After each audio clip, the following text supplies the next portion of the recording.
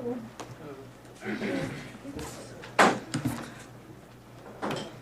call the August 5th meeting of the Combined Board of Trustees to order. The clerk will be calling the roll in just a minute. We are anticipating that the siren test will be happening momentarily, and if so, we'll halt the meeting until that's over because it's disruptive to the recording and to the ability to Sure.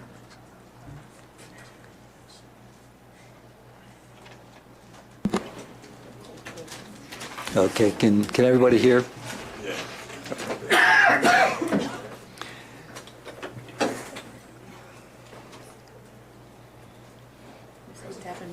So we're waiting for the clerk to call the roll.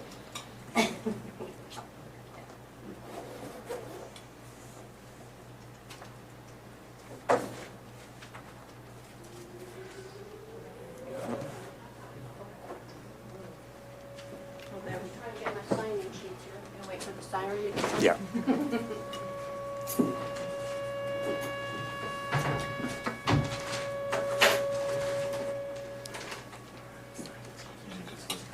have the sign-in sheets if you want to sign in and speak tonight. Actually, next time, that's pretty noisy stuff. These are speakers of it. What's on the agenda? Pardon? What's on the agenda for speaking? There's 3 public hearings, but most people here for noise, I believe. No, Not. she, That's not sure on the agenda. Then I may not stay for the PUD.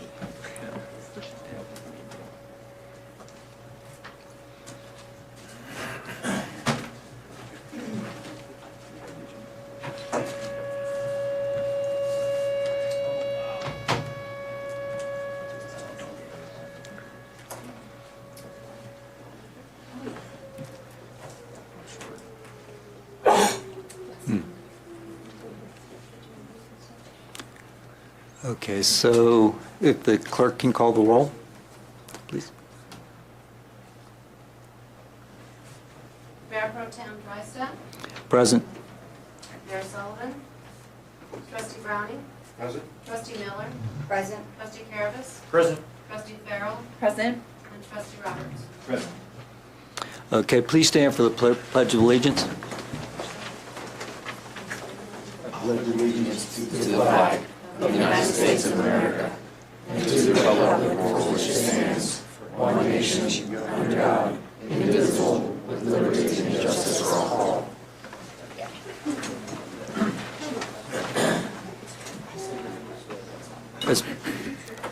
Let's please take a moment of silence.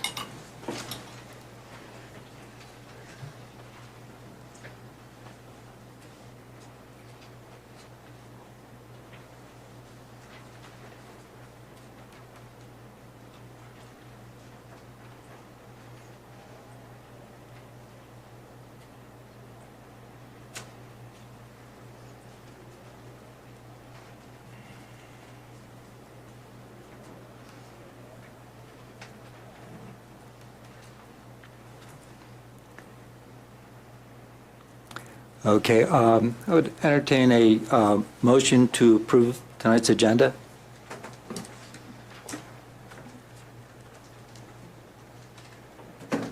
So moved. Do we have a second? I'll second. Okay, call for the vote.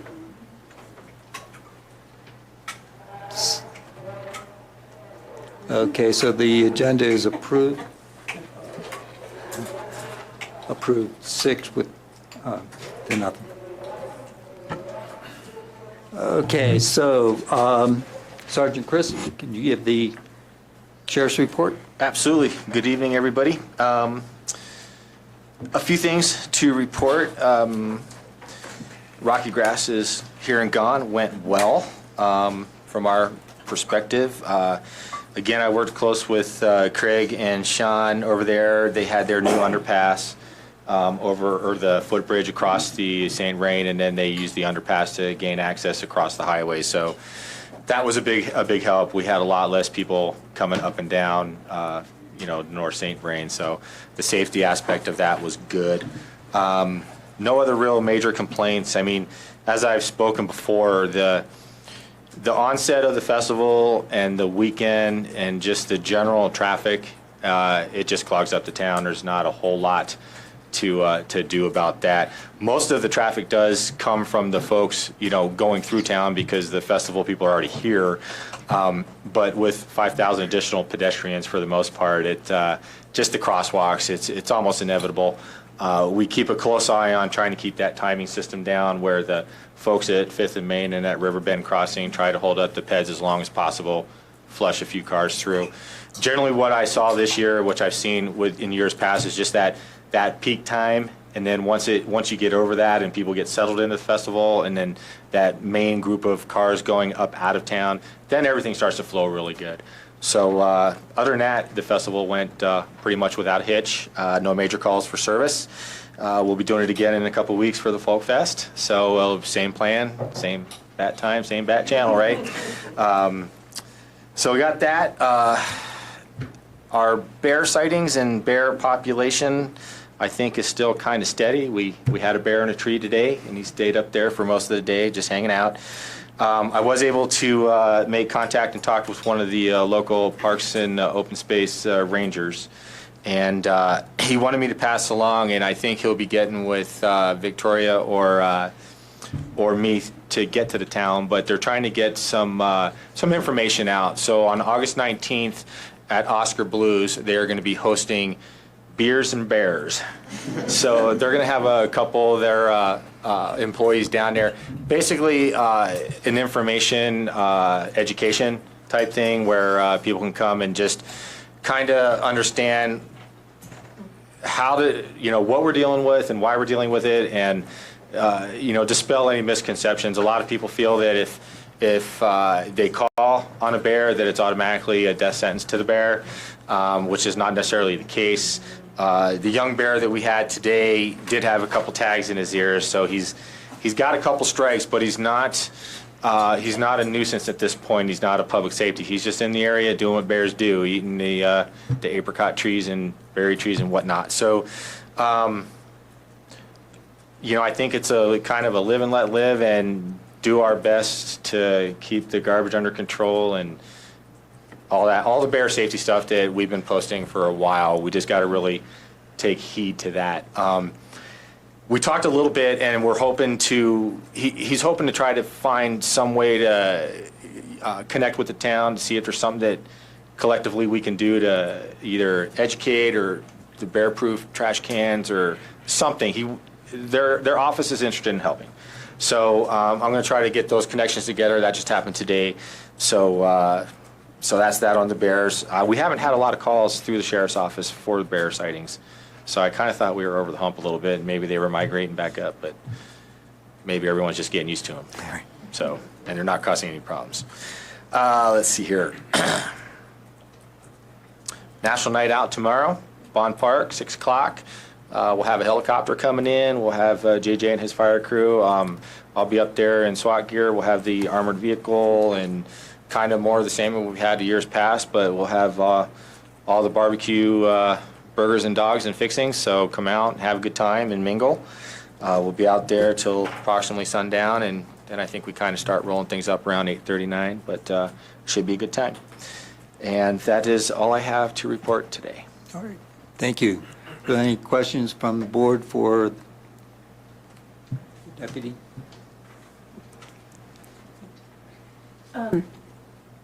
Just a quick thought in terms of maybe perhaps one thing that the town can do for education is maybe, teaching kids at schools. I don't know if there's any way to do assemblies or something. The bear's going to be around through the fall. Right. So, sometimes the best thing to do is have the kids go home and say, hey, this is what we should or shouldn't do. So, No, that's a good just idea. thought. Yeah, I can get with Mitch and see if there's a way to get that plugged into the curriculum of like a health class or a PE class or something, or a general announcement of some sort, but that's a good idea. Okay. Would like to hear any comments you might have relative to enforcement of the noise ordinance over the last couple of Okay, yep. So So basically what I've done is I've looked very closely at the noise ordinance, and as I've spoken before, it's pretty vague. There's some language in there that leaves a lot for interpretation, which pretty much favors the residents up on Kelling that are subjected to the noise. I reviewed Trustee Browning's information that he sent. Not sure if we're really talking too heavily into that right now, but it looks like there's a lot of people going through some of this very similar things that we're going through with the ordinance being not as concise. There's debate on, do you put decibel readings in or not, so on and so forth. So I have directed my deputies that if we go out after 10 o'clock on a noise complaint, that tickets will be issued, that we're done with the warnings. We have talked at length with the owners of Lions Den, and basically had advised them, you need to make friends here. We need to find a happy medium between your business and your patrons and the music that you're doing to the residents that live close by. Because the ordinance very much does favor the language of unreasonable noise. That's up for interpretation for a lot of people. What's unreasonable to me might not be unreasonable to somebody else. So this past weekend, we only got one complaint that came into our dispatch center, and that was right at about 10:21 for loud patrons on the patio, which Officer Cosme Loya, who I introduced to the board a little while ago, he went out. He's back from paternity leave. Him and his wife just had a new baby, so he's back on the streets. He went out there. He's been clued in all the events that have been happening, and he reported back to me that the staff was closing up and was very loud at that point. So he gave them a warning, and the staff quieted down. So it came to my attention that some of the residents had left for the weekend. So that could be the issue of not having any complaints come into dispatch. But Cosme and Deputy Perez have also been actively doing foot patrols in and around Lions Den and on Kelling, just to keep it monitored to see and hear what they're hearing, so that if complaints come in, they have a good idea of, is this unreasonable? But I've given them flat out direction to issue a ticket if we get a complaint. End of story. Thank you. So far, no tickets have been issued, but I've only gotten that one complaint. Yes. I'm curious, what is the ticket? How much is the fine? So the fine is up to the court. It's not listed in it's listed in our Muni Code as a mandatory court appearance. It falls into kind of what me and Brandon have worked on before, with getting some of those codes out of that into the penalty assessment area, where we could actually fine them on the spot and they don't have to go to court. Right. This is one that is a mandatory court, so it would be up to the prosecutor and the judge. Got it. Thank you. Sergeant, if this board takes up revising our ordinance, will you be able to advise staff or advise us on what would make it more realistic for you to enforce? Oh, absolutely. Okay. And that's something that you and the town administrator can work together on. And yeah, that would be something I would also probably try to include Jacob Starkovich, our town prosecutor.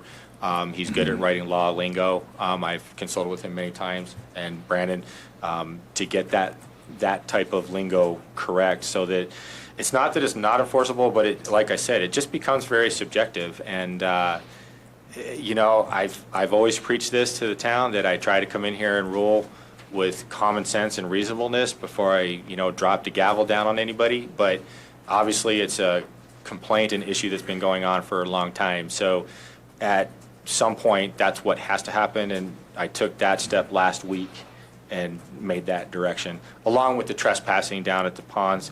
We handed out a lot of warnings. People know that there's not supposed to be any trespassing down there. I don't care why you're there, you're getting a ticket.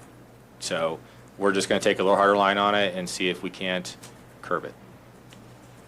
But I'll be more than happy to sit in on any type of workshops for that type of stuff. So thank you. Thank you. Any other questions for the deputy? Thank you. all right. So we move on to staff reports. The first, the flood recovery update. Okay, we'll start with the Public Works buildings. They haven't, nothing's changed much with the replacement building's complete, other than water and sewer hookups. And the operations building, we're waiting for a few interior items to be delivered. I think there are lockers and a couple other items, and otherwise that building's done. But again, we're just waiting for the utilities to be connected to the site, which we're thinking will be about September, October, we're hoping. The Second Avenue Bridge, I've been working directly with FEMA, answering questions, clarifying items on their, for their 30% design review. And their goal is to have that completed by or before the end of this month. So that leaves us still on schedule if they have that completed by the end of the month, which I think they will. Bone Park Phase 2, the skate park is complete. They're still working on irrigation and grading of the overlot. And the next items they'll start working on are the pump house and the custom pavilion, so that you'll start seeing some construction on those items. Lions Valley River Park, we're working on landscaping. And I know there's been a lot of questions and concerns about the ponds and the algae in the ponds. And our consultants ecologists came out Friday, and they are working on a report with some recommendations and just kind of an overall general report about what's going on out there. But I did speak with him on Friday, and he said a lot of what's happening in the ponds is normal adjustments that's going to happen because there's different nutrients in the water, you don't have the ecology established, so it may take quite a bit of time for that to get balanced out. But there's some other things he's going to recommend to help, you know, minimize that, and there's some things that we can do to make it a little bit better. But we were supposed to receive that report today, and we didn't get it in time for the board meeting, but we will definitely be updating everyone on once we get that report from them. So, the Northwest Utilities, the Apple Valley Waterline relocation, that's underway, and they started putting in our water line. They're going from the east to the west. And then the wastewater treatment plant, we're just still waiting for a permit to connect up our new outfall line. And the Eastern Corridor utilities, they're currently, digging up a space for the lifts, a new lift station over by the wastewater treatment plant, or I'm sorry, over by the new Public Works building. So you might have noticed there's been a lot of, so they're putting in a new lift station over there.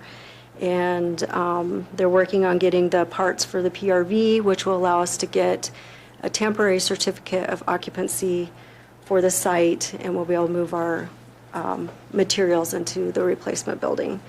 And just a lot of other work going on there to get going with getting the utilities in. The Third and Park pedestrian bridge is in design. Also, that final paving and the guardrail at 4th and Evans is in design. And the 4th and Evans Ped Bridge, we will be putting on an RFP to do environmental. We need to get environmental clearance, so we'll be working on that. And that's essentially, we do have another project that we'll be starting design hopefully in the next couple weeks, which is some river work kind of downstream, downstream from McConnell by the Highland Ditch. We have a stream bank. It was like, there's a huge drop off there, and there just needs to be some stream work. So we'll be bringing a contract to the next board meeting to get that underway for design and under construction this winter. So that's essentially it, I think. Okay, are there any questions from the board? I have a question. Trustee Pearl? I wanted to just bring up with, well, I have two things. One, going to the pedestrian bridge at 3rd and Park, saying that it's under survey and review, starting the design. I just wanted to bring up, I don't know if you've seen the picture yet, of the Bell of Renewal and how close we're getting to completion of it. And the the hope from the Arts and Humanities Commission was that perhaps the bell could be next to one of the pedestrian bridges.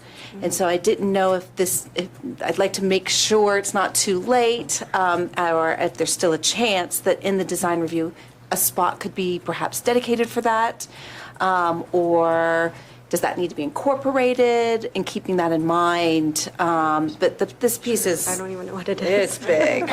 It's pretty amazing, so. The one thing you could be doing now, well, as soon as I get the design done, we'll know how far out the abutments go in the approach. Okay. And then you guys could take a look at where you want to place it, and we'll need a floodplain development permit Okay, to do that, so that it will have to be elevated slightly, right?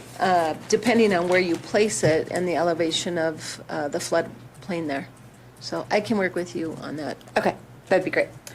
And then on the ponds, somebody suggested to me to consider as one option is, that I think is very, very common in Longmont, is carp, sterile carp, adding a couple of carp. They love to eat all that stuff.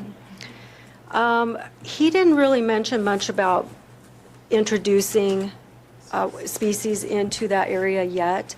The types of things, he did say we could get boats and rakes and rake out the algae to the beach and dry it out and haul it off. But he said that would only give you 2 or 3 weeks, and it's just going to regrow.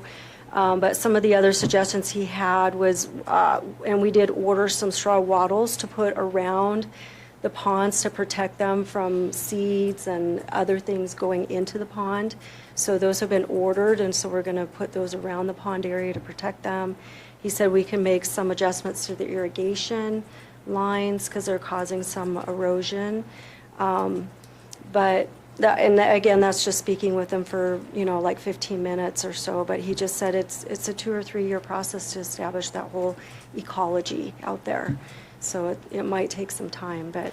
So if something were introduced, like a species, would that have the potential of hurting FEMA or anything in terms of a maintenance issue? The ponds are currently not planned to be stocked, and so if we introduce something like carp, that might reproduce quickly. Sterile. Oh, sterile. Carp. They don't reproduce. Then I guess the question would be, what do you do with them afterwards? But after, we're done with them eating the algae. Oh, they maintain it. You leave them. Oh, well, we can share that with the ecologist. Yeah, You're yes, getting that would the be right- great. ask. Maybe We can he'll ask. bring that up. Okay, So that'd be we can great. do that. Thank you. Any other questions for the Frederick. floodplain manager?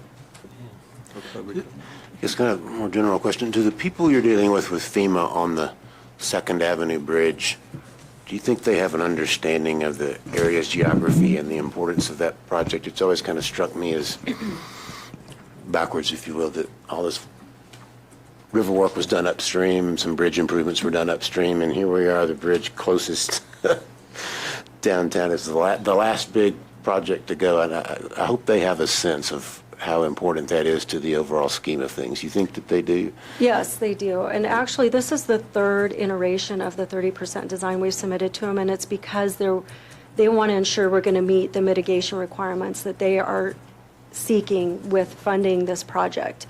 But to be honest, right now, they're very short-staffed to the point they only have 3 people in their office at this point. Everybody's been deployed to other disasters. But I have spoken with one particular person I've worked with over the years, and he understands this is a priority, and he said he would make it a priority. And I do feel like he's, I've been in communication with him for the last few weeks, so I feel like he is making a priority. But yeah, there's just always a lot on their plate, and they're pretty short-staffed too, but they do understand the importance of it too. Okay, thank you. Okay, if there are no other questions, the administrator report. Sure, I'll try to make this quick for you with the big audience. The biggest concern in the last couple of weeks is our wastewater treatment plant. The centrifuge, which I know the Board of Trustees is familiar, that we have continued operational issues with the centrifuge.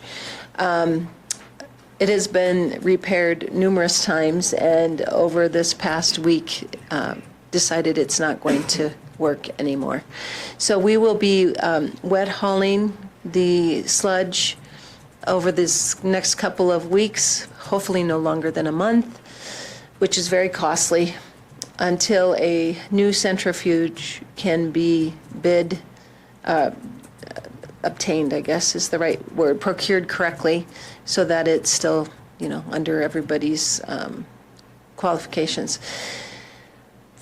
We saw about a doubling of the plant's capacity during festival. So it went from about 110,000 gallons a day to 200,000 gallons per day, which I think just put that centrifuge over the edge. So just want you to know we're on top of that. In addition to that are the SCADA systems, which are also on our list to upgrade.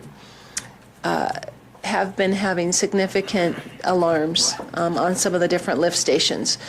So we have an agreement with the city of Longmont that they will cover up to $40,000 of our SCADA improvements because of during our negotiations regarding CDBG DR funding. So I'm working with them. We have the first $20,000 ready to be installed, and we're just working out how they want to procure that, or if they want to go through their procurement. So we will be seeing some significant improvements to the data collection systems and the alarm systems throughout the entire system, as well as working with the attorneys on procuring the correct centrifuge. I think, let's see, bluegrass, bell of renewal, noise. There is going to be several prescribed burns at Rabbit Mountain. I don't know if they've started. I haven't seen any smoke yet. We had one last. Okay. But they said it could go on for several weeks. So if you're seeing smoke from that area, we don't want people necessarily to panic. It's definitely prescribed burns, and if not, they're on site. So they're going to be burning about 140 acres. And may create some heavy smoke in the air. So call the non-emergency number if you're concerned. National Night Out, we talked about. Western Stone lease. I need to bring the board up to speed that I have, not until about 3:30 this afternoon, I finally heard from Mr. Freisig that his lease, he has now gone 6 months without a lease or paying for the use of the town-owned property that he's operating his business off of. And he wrote today and said that his attorney has reviewed the lease we prepared, and they would like some changes to that. So I reiterated to him that we need to have an assigned, mutually negotiated lease in place by August 12th, or we are going to proceed down the path again of an eviction notice. So he did reach out today, so that's good. But we've asked for a red line from his attorney to share with ours, because everything in the agreement was what he agreed to with Mayor Sullivan and I present. Data collection, excuse me. And Brandon also, if I recall correctly, we already authorized proceeding with eviction if necessary, so, because the 12th is before our next meeting, so if it doesn't work out with an acceptable lease, the staff is already authorized to proceed with eviction, right? That's correct. We were planning on filing an eviction on the 13th, using the necessary processes, of course, that you're all familiar with at this point, if we don't receive a response back, so. Okay.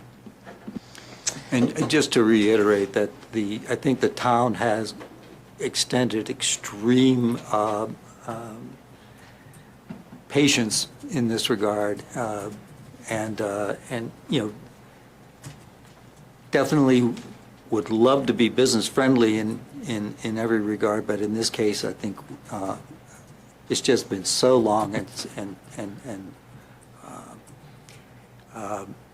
the town has certain rights and obligations, and we have to move forward in a reasonable way. Well, and most critical right now is this sewer line extension.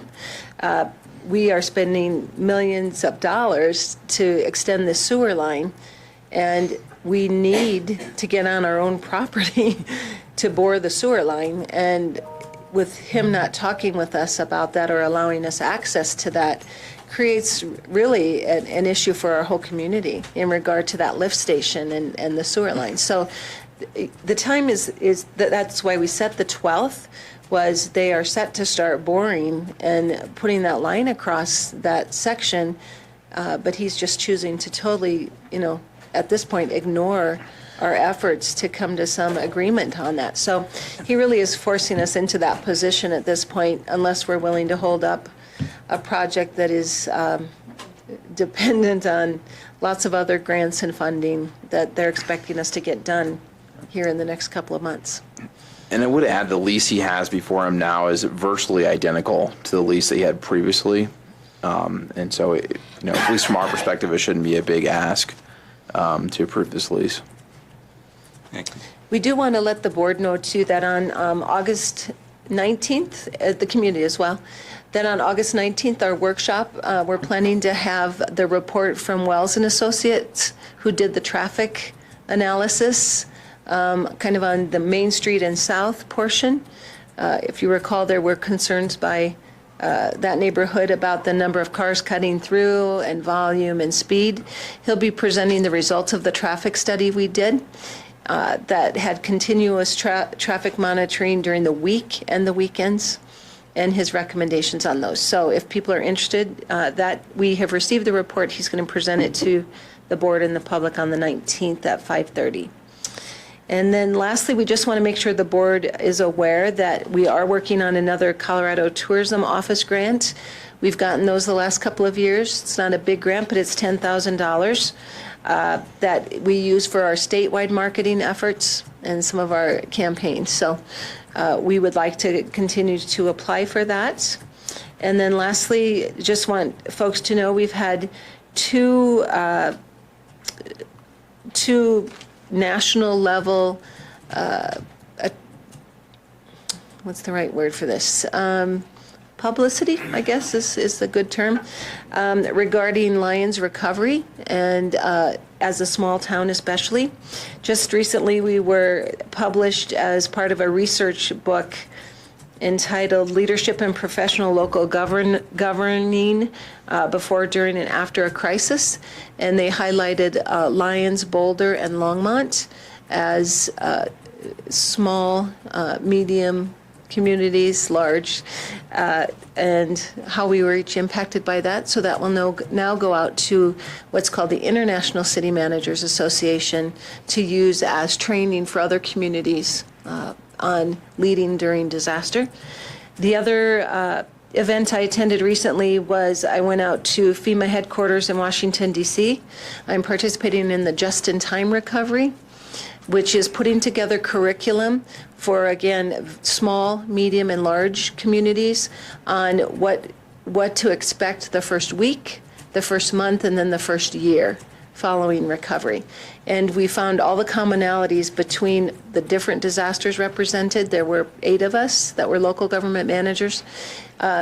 All sorts of disasters and sizes of communities. We found our commonalities and are putting those into a curriculum that when a community has a federally declared disaster, FEMA can go right on site and say, this is what your peers say you need to do the first week, the first month, the first year, not FEMA.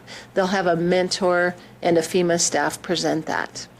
So feels good to know we're sharing our lessons learned, and that they still look to Lyons as really a example of good flood recovery during a federal disaster that is just so significant to our capacity. Thank you, Administrator Simonson, and particularly for the representation of Lyons in those regards. Are there any questions for the Administrator? Administrator Simonson, could you just give us a few details on the centrifuge, perhaps what it's costing us and how are we paying for it, and should we expect elimination of the problems that we've had with the previous, just maybe a little overview. The centrifuge that was bid to replace the existing, we had that run by a couple of independent engineers, and they said that what was proposed just by our local wastewater operator is probably an equivalent, and we need to really upgrade the quality of the centrifuge and what capacity it can handle. So we are putting together quotes right now for a more advanced system. So I don't have those back yet. This all just happened last week. The centrifuge that was quoted was it like 30,000? Do you remember seeing that? I think it was around 30,000, so we can expect if they're going to upgrade that, it's probably going to be 40 to 50, I would guess. Yes. But we don't have formal quotes back for an upgraded system. But we expect to have like sort of a functional centrifuge going forward then. Oh, absolutely. Right? Absolutely. Because That's you've why had we're so going to many deny what problems. they Yeah. recommended as an equivalent. Ideally, without just recurring expensive maintenance. Of course, that's Right. the goal. Right. Okay. Thank you. Trustee Kervis? Yeah, it wouldn't be a meeting without me bringing up something about the cost of that wastewater treatment plant. And we are keeping track of all your staff's time, all staff's time, all costs, everything. So the attorney keeps track of that on their list for everything else we're dealing with. I can tell you, we're Please, keeping please. track of all the expenses to operate and capital needed to keep the plant running. I probably haven't been very good about keeping track of my own time for that, but I could look back at meetings if I need to. Yeah, I think the attorney can use a good guesstimate based on your And we have schedule, so. attorney's fees Yeah. for it. We Yeah, well, definitely yeah, have but that. he can take it off your good guesstimate would be fine, but that's Yeah. all needed with what we're doing. Victoria sends me and Paul an email every time something goes wrong with the. So that we're both plan. tracking it. So, Thank you very much. yep. Other questions? If not, we'll move on to boards and commissions, and to talk about the appointment of James Scott to the Economic Vitality Commission. And I'm just looking around. If there are no objections, I will pass that recommendation along for ratification by the mayor. And I see no objections. So we'll move on to audience business. Audience business is an opportunity for the public to come forward and express their thoughts. It is limited to 4 minutes per person. We will try to keep things to 16 to 20 minutes maximum. If we go beyond that, I would sincerely ask that people not repeat previously stated comments and try to keep things to a reasonable short time. There are 3 public hearings this evening, and if you have comments related to the public hearings, which the first one is related to licensing of short-term rentals in commercial districts. The second is related to a singular wireless antenna. And the third one is related to a modification of the PUD development plan for habitat. If you have comments for any of those, please reserve those for when we have the open the public hearing for each of those. If your comments are about noise, we will be discussing the noise issues later in the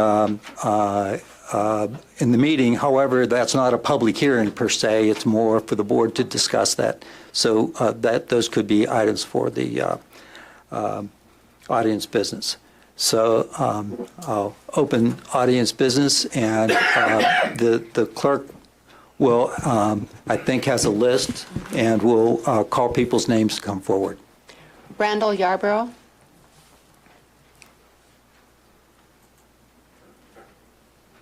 Hello, everyone. First time in here, so I'm assuming I'm pressing. Just push that button. Yep. And then name and address for the record, too. Oh, There we go. there you go. Perfect. I just want to introduce myself. My name is Randall Yarborough, and I am the owner, one of the owners of the Lion's Den. I'm glad I came tonight because, And sir, can we have your address, please, for the record? yes, my home address Yep. of the business. Either is fine. Home address is 11550 Hudson Street, and that's in Thornton, Colorado, 80233. Okay. I wanted to be here tonight to express our gratitude to the community for the several positive feedback that we've had about our business in the past 4 months that we've been open. We want to make it clear that we are dedicated to being a positive presence in this town. We want to continue to bring patrons to this great town of Lyons by way of good music, fun times, and great food. We have heard the complaints, and we have and will continue to work to exist peacefully. In regards to our most recent complaints, we believe that this comes from a select group frustrated with our presence in general and not our actions. Although we have made attempts to reduce noise, this never seems to be enough. We will do what we can to resolve these complaints, but in talkings with many other in the surrounding community, it is clear that the vast majority of residents have no issue with our presence or actions. What we've done recently is we've turned the music down. In the very beginning, it might have been a little extreme, but that was just to get a feel for what we were working with. We do have a great patio with a great outdoor stage that has been there for quite some time. We are not trying to be a nuisance by no means. We love this town. That's the whole reason we decided to open business here. This past weekend, our music was so low, if you go any lower, you might as well just turn on the radio. This is live music. We've taken our own decibel readings, because I understand there's been quite a few decibel readings taken. We've been patronized by people coming up to our fence during live music and taking decibel readings, coming in our establishment to per se check things out, but at the same time, they're, gathering information for something to complain about, and we feel like we're being targeted, and singled out, and, it's getting really frustrating on our end. We're trying to make a living. We have a great establishment. For those of you who have been in our business, I think you find it quite nice, I hope. And we just want to move forward and be peaceful about things and come to some sort of resolution. But we've done quite a bit here in the past 3 weeks to help with that. So that's all I have. Thank you for your time. Thank you. Next. J.J. McCollum? JJ? Yeah. Oh, excuse me. My name's J.J. McCallum. I've been living here 29 years. And excuse me, but this is the first time I've ever been here. I usually don't get into stuff like this. Before my wife died, she came a couple of times. But me, I never did. But I'm seeing your address, a please? lot of change. Excuse me? Your address, please. Oh, 504 2nd Avenue. Thank you. As long as I've been here, I see so many changes, and people are really, I complain about stupid things all the time. The audience is 10 o'clock. You got to stop making a lot of noise and stuff, right? Music. All right, so why are people complaining? That place been there for over 20 years, and every place that was there had music. And there was never no complaints. Everybody enjoyed themselves. Everybody got on. If there was trouble, the town took care of it. We took care of it. The people took care of it. Because that's how we are. When we first moved here, we got into everything because that's the way we wanted it. We want a different place than where I lived. And believe me, I lived in a bad place. But I came here to make it better for my kids. And it goes great. I don't have no problems with them. I just get mad now because everything is changing so fast. And most of the stuff that's changing shouldn't be changing. Because it's our culture. This is the way we are here. This is the way we live. Now all of a sudden, I know I ain't got that much time, but I came here to Colorado in 1990. I lived in Boulder for 3 years. And believe me, I moved the hell out of it. All right? And this is the truth. And I see this town now. No offense to anybody from Boulder or anything, but it's starting to be like Boulder. See, and that's what, and there's a lot of people in this town that will tell you that if there's no repercussions. See, but nobody trusts anymore. Every time you turn around, they say, oh, we'll do this, we'll do it, and nothing's done. So nobody says nothing no more. Me, I'm tired because I see a lot of people I knew here that's not here no more.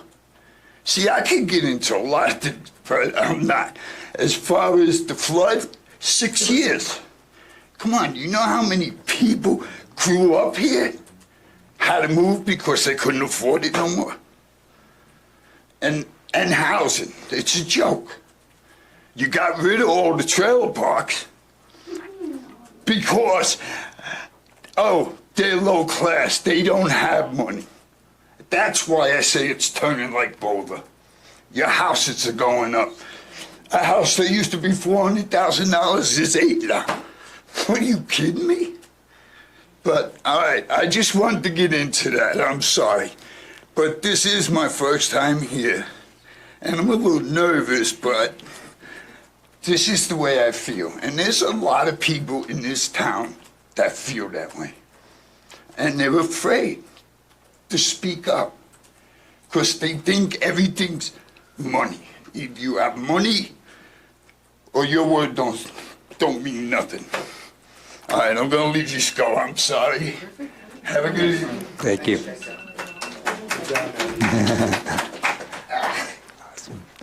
Next. Next is Thomas, and I'm sorry, I can't read your last name. Casey, Okay.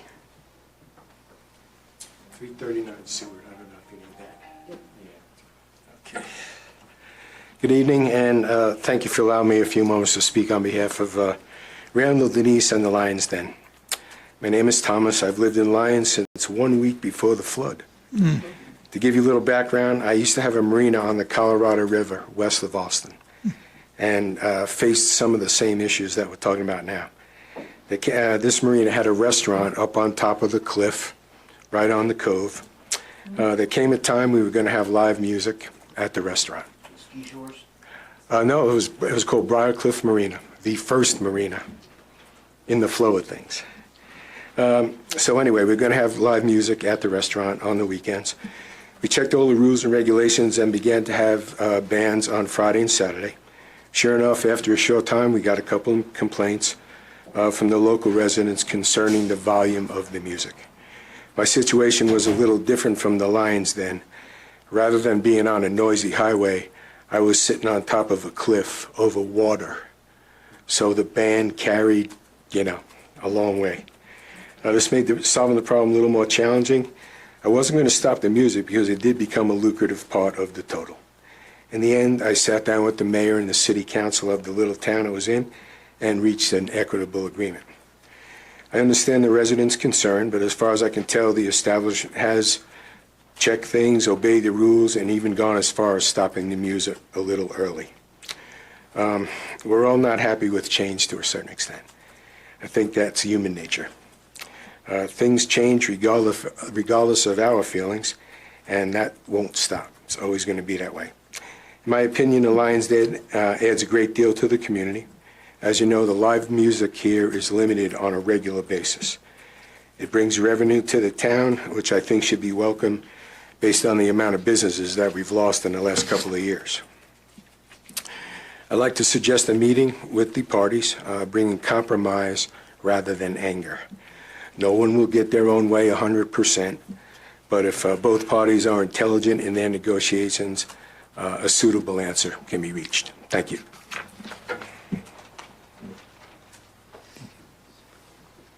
Julie Brothers? Hi, I'm Julie Brothers, 142 Kelling Drive. Hello, trustees.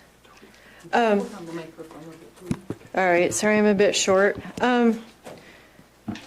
So I was wondering when I came here the last time why I was so nervous. And I think part of it is because, my mental health is sort of in the hands of the town. So it makes sense because we don't have any power really to work with our situation that we've stumbled into. So what we ask is that the trustees and the sheriff's department come up with an enforceable solution for the town. And this also includes asking that the Lion's Den also is able to come to a comfortable compromise. I don't see any detriment to current and future businesses as we're really focusing on volume.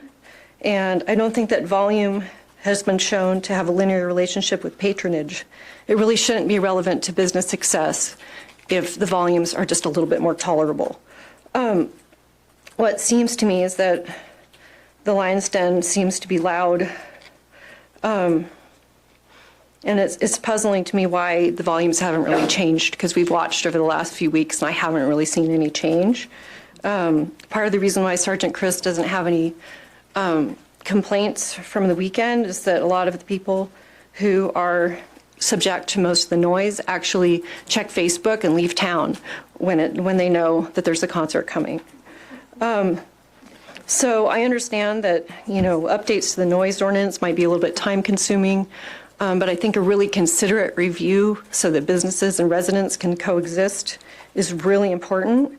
And if any help would be needed, I'd be happy to provide feedback or, help with anything. And I know there's a number of people who I've spoken to, both on Kelling Drive and in other neighborhoods. A lot of people are afraid to speak up as they feel they'll be singled out, that they aren't going to be fun, they're not going to be part of the party culture. And it's really not about that. It really is just about being able to live in your own home comfortably. And so, I feel I have singled myself out by speaking up, but I still feel, really strongly about it. Just a couple notes. We had a handout and with some perspective on traffic noise, and also if you look at, here we go. Thank you. So if you look at the, there you go, just pass it down. So if you look at the bottom of the handout, there's comparison of decibel readings, and it also includes the siren that we just heard at 7. And so for us, the decibel readings when the siren is not facing directly at us but away from us is the same as the music on a loud night. So a loud night is an amplified music night. A quiet night, which I think the owner was talking about at the Lion's Den, is a amplified acoustic night. So just if there's an amplified fully electric night, it sounds just like the siren. So I hope that helps. Thank you. Thank you.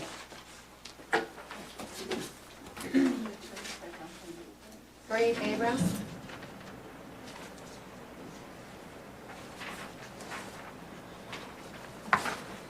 Hello, my name is Fareed Abraham, 142 Kelling Drive. Few things. I want to add a few notations to what I was originally going to speak about. I handed out a decibel reading sheet, a second addendum to what I've originally put together. All the decibel readings have been taken from the same spot on our deck from day one. It's not roving around. There's a distance from where it's being taken from. 2, as my wife mentioned, the siren was kind of ironic that it went off because as loud as it was in here, that's how loud it is on our deck. It is loud.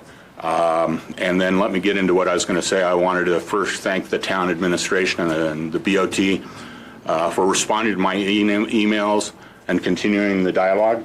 If you have not responded, I ask you to please join in. I would really appreciate it. All the sheriffs have been very understanding and empathetic, and I really appreciate it. They have been on my deck, and they were blown away at how loud it is. The only thing I ask is each deputy has a slightly different perspective of what's happening. Let's get this kind of tightened up so they all have the same view and the same approach and the same solutions. It's loud, upwards of 90 decibels. It's affecting my quality of life and happiness. Things need to change. I cannot escape the noise. People talk that there used to be previous businesses there before with music. There hasn't been 5 years until this new one has shown up. So things change. Yes, things do change. It went quiet. Doesn't mean it should go loud again. The volume is so loud, it's not a disturbance, it's an assault. What we're doing to coping with this, how we're coping with the noise. Earplugs. There's not a single place in my house where I can get away from the music, including my basement. Closing the windows and turning on fans to create white noise. And then what we've been doing increasingly is leave our house. That's why we don't have other people from Kelling Drive tonight. They are leaving. They are leaving their house to find solace. They cannot relax. Them saying that they've turned down the volume, the addendum shows the volumes have not gone down at all. Since the Lion's Den has been contacted by the staff and the sheriff on several occasions and continue to bombard the town with loud music and after-hours noise, they are being willfully irresponsible in their actions and are disrespecting the town of Lyons and its residents. That is not a responsible way to conduct a business.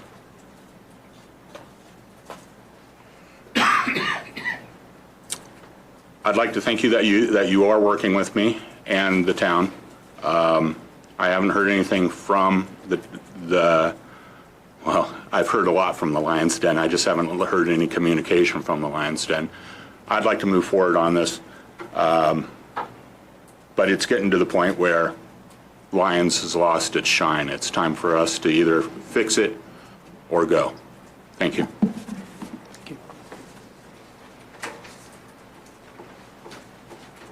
Peter Baumgartner. Peter Baumgartner, 221 Ewald Avenue. On Saturday afternoon, I started hearing the drums as the band that would play at the Lion's Den started setting up. And I live on the upper side of Ewald, so that's about 6 blocks away. I got dressed and I wrote to my friend Sonny Smith to inquire if he wanted to go listen to the music. And he lives 1 block south of the post office. And he shared with me he could always hear the band playing at this venue whenever they played. While we were outside his house, we could hear the vocalist well enough to determine what the lyrics were. I did subsequently go to the Lion's Den to listen to the music, and my friend Rick England shared with me that this issue would be brought up at this meeting. I frequently wear earplugs when I go to a venue to listen to the live music. The volume at the Lion's Den didn't prompt me to go searching for earplugs. The lyrics of most all the songs were highly repetitive. One example, song had 1 word of lyrics repeated more often than all the other words put together. In preparation for that number, the vocalist called to the sound person, turn my volume up, and the 1 word that was repeated more than all the other lyrics in the song was louder. Louder, louder.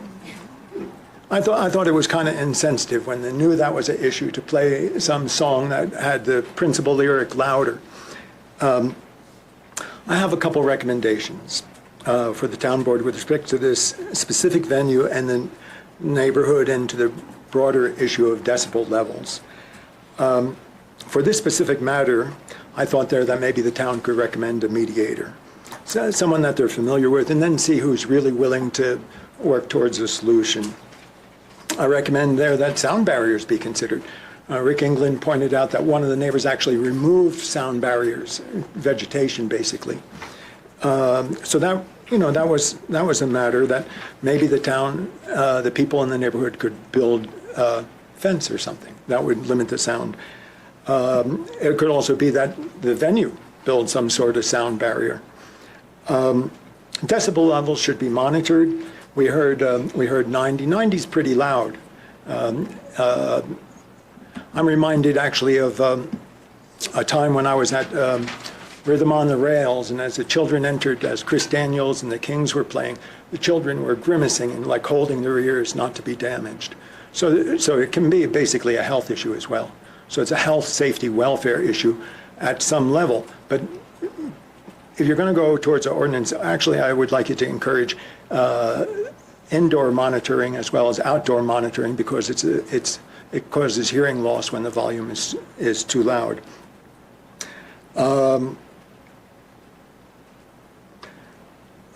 So encourage mediation so a new business can learn a way to prosper while not being a nuisance.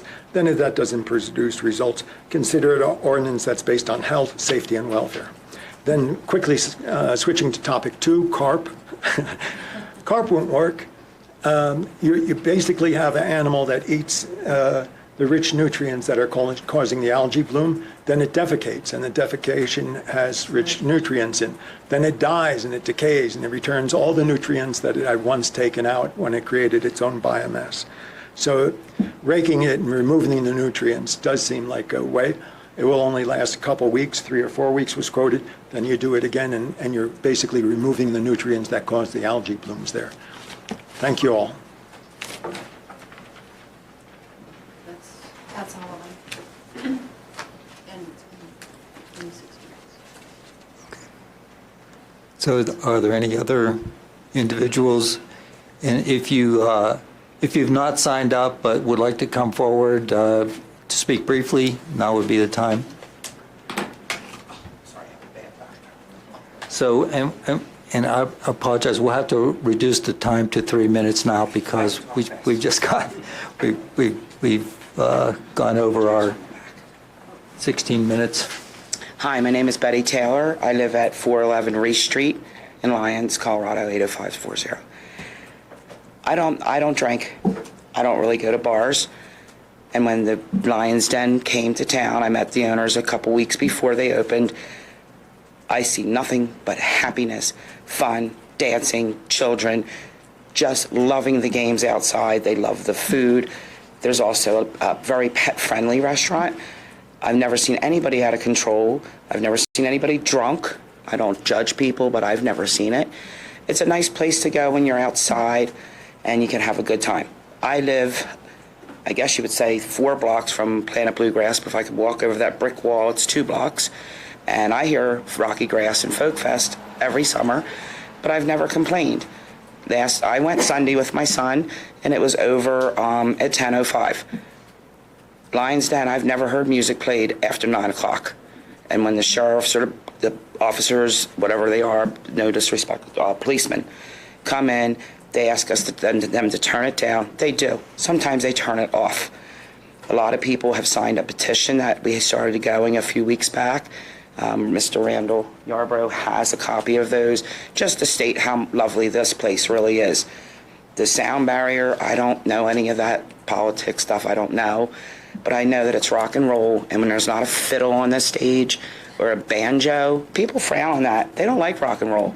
That's, some people like fish, some people like chicken. Why can't we live and let live? I'm sorry for the people at the noise, but it's a really wonderful place, and they're wonderful owners, and they're very kind. And the music they bring in, I grew up with, so I'm appreciating it. But I can also appreciate bluegrass too, so I'm kind of open. But I just want to tell you, if you've never been there to eat or see a nice atmosphere and kids having fun and nobody's leaving unhappy, visit the Lions Den. Thank you for your time.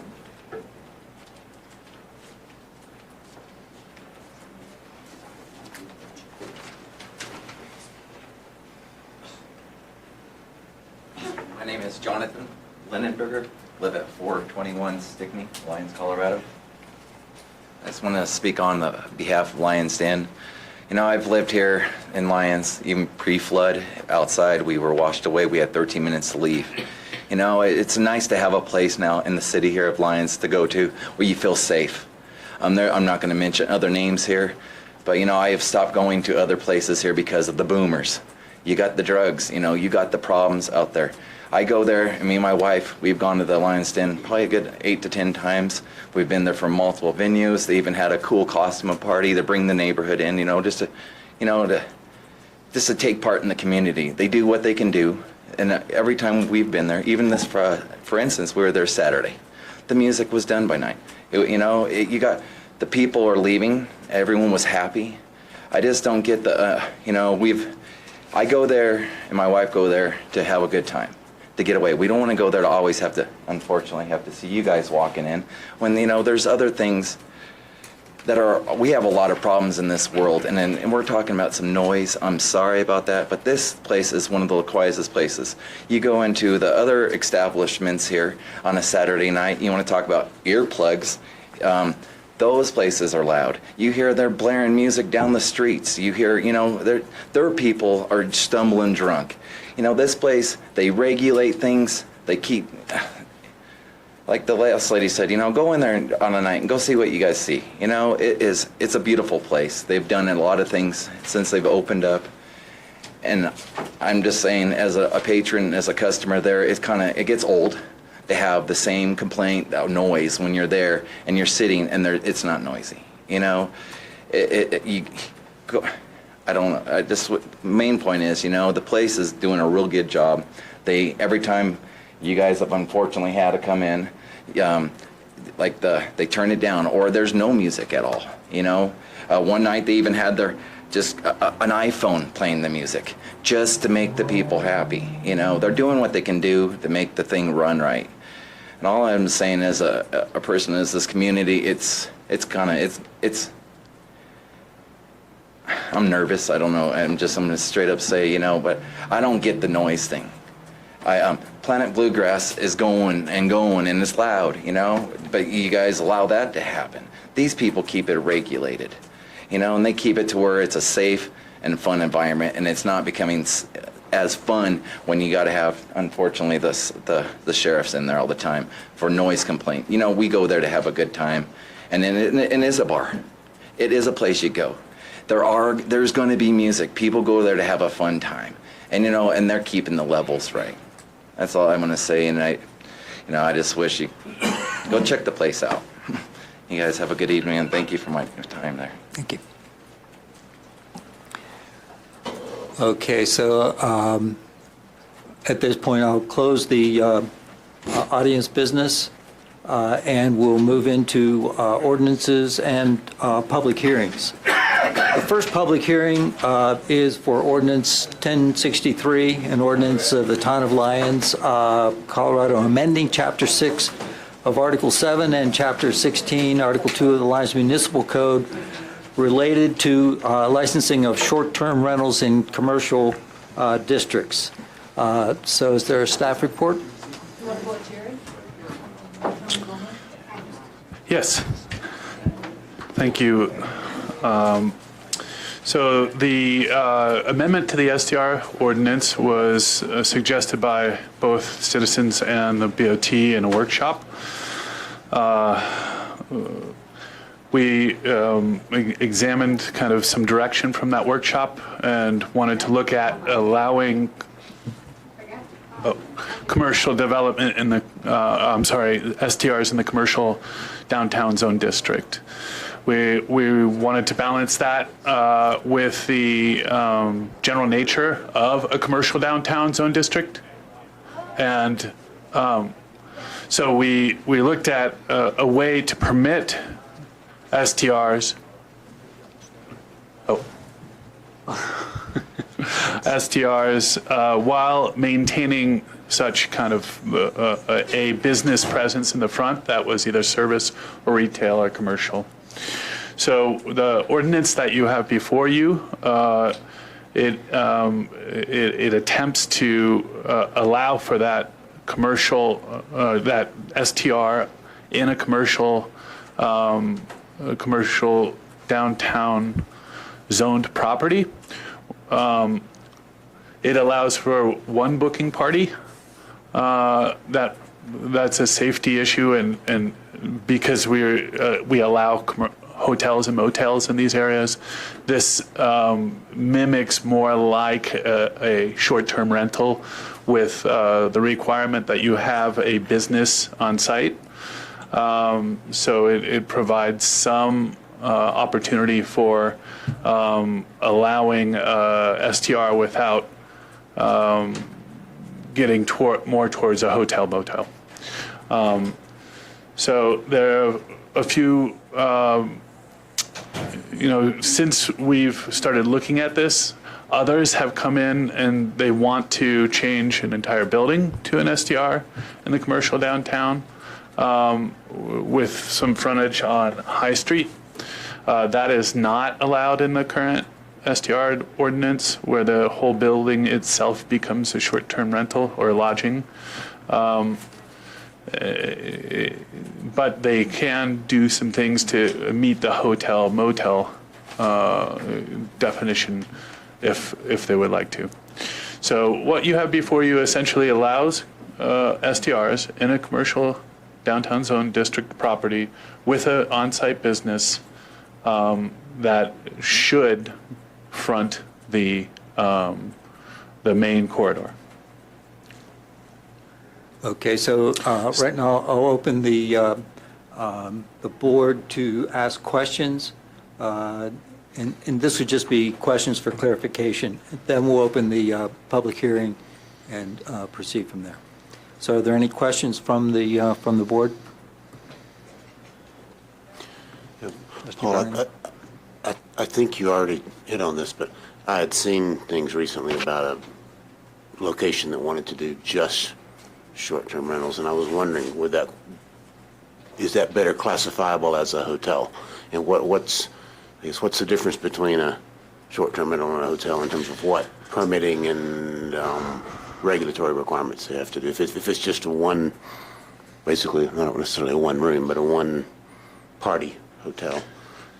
So typically you have to, as a hotel motel, have accessible bathrooms. You have to have, if it's a single room, which most most municipalities don't classify a single booking as a hotel or motel.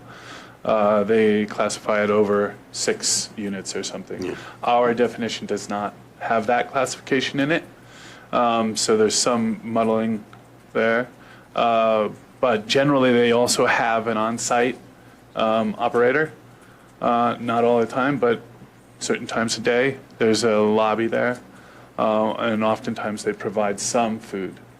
The hotel, anyway, not always the motel. So there are additional services provided. So there's an opportunity to look at a single room hotel, but how that definition is defined in our code is very unclear.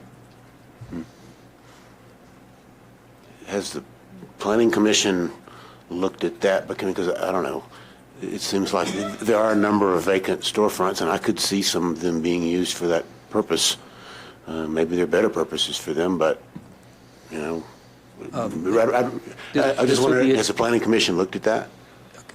We haven't looked at the hotel motel definition yet, no. So, okay, so that's really something that's still I think that considered. My recollection was that there was a real desire to maintain the business presence for these STRs and did not go towards a system where there was just an STR and no business that was associated with it. But so that really hasn't been through the PCDC yet? I think it hasn't been through the PCDC because they clearly wanted a business presence and not just a hotel room, which is why it's drafted such that you must have a publicly oriented business in order to have the STR. Okay. Trustee Roberts.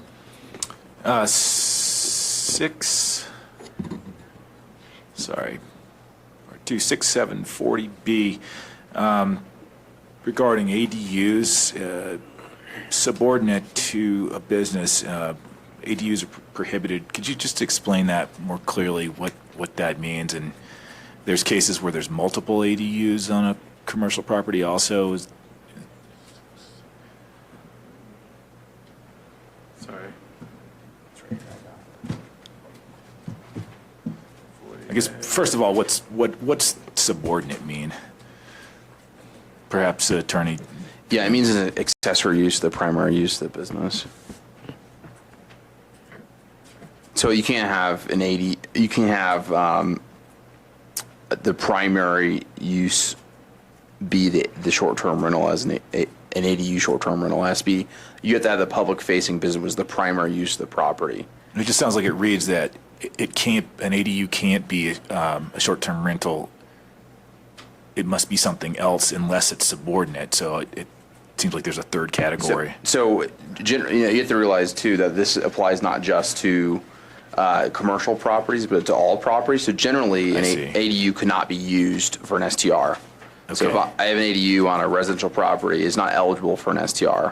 However, if you have a commercial property where the STR is an ADU that is subordinate to the public business use. I understand. Yes, then I just didn't read it in context of all ADUs on all zones. Yeah. But there are commercial properties with multiple accessory buildings. Is that correct? Then if we approve this ordinance, are we approving STR in all subordinate accessory dwellings or other buildings? With one booking party, you could have several. So if one booking party would be able to inhabit more than one building, yes. Mm-hmm. And it kind of sounds like a party, right? And then they're subject to the same sort of, I don't know, inspection standards, or is it more just like it's already been here, we're grandfathered in, we don't have to meet building codes, et cetera? That's correct. There would be a basic life safety review. If you want to establish a new ADU, you'd have to go through all the ADU processes. Right. Correct. Yeah, I'm just thinking like a tough shed would put a bed in it. That wouldn't meet the standards. Okay. No. Okay.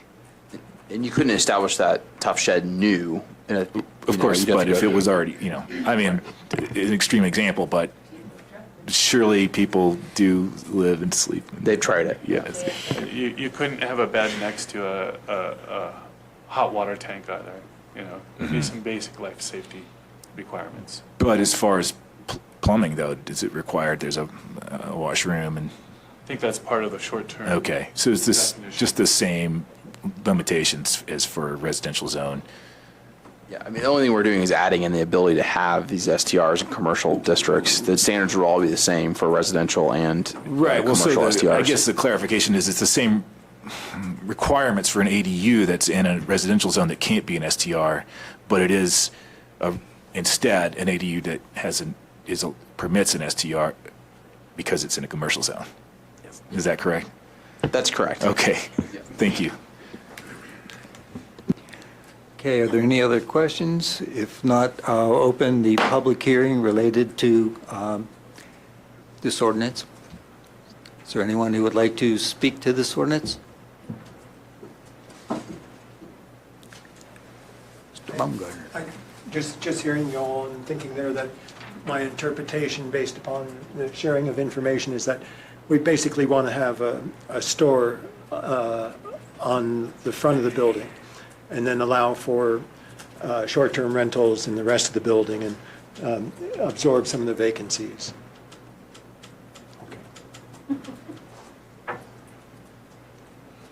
Okay, anybody else like to speak to this ordinance? If not, I'll close the public hearing and open the board to discussion of the merits of the ordinance, or the ordinance.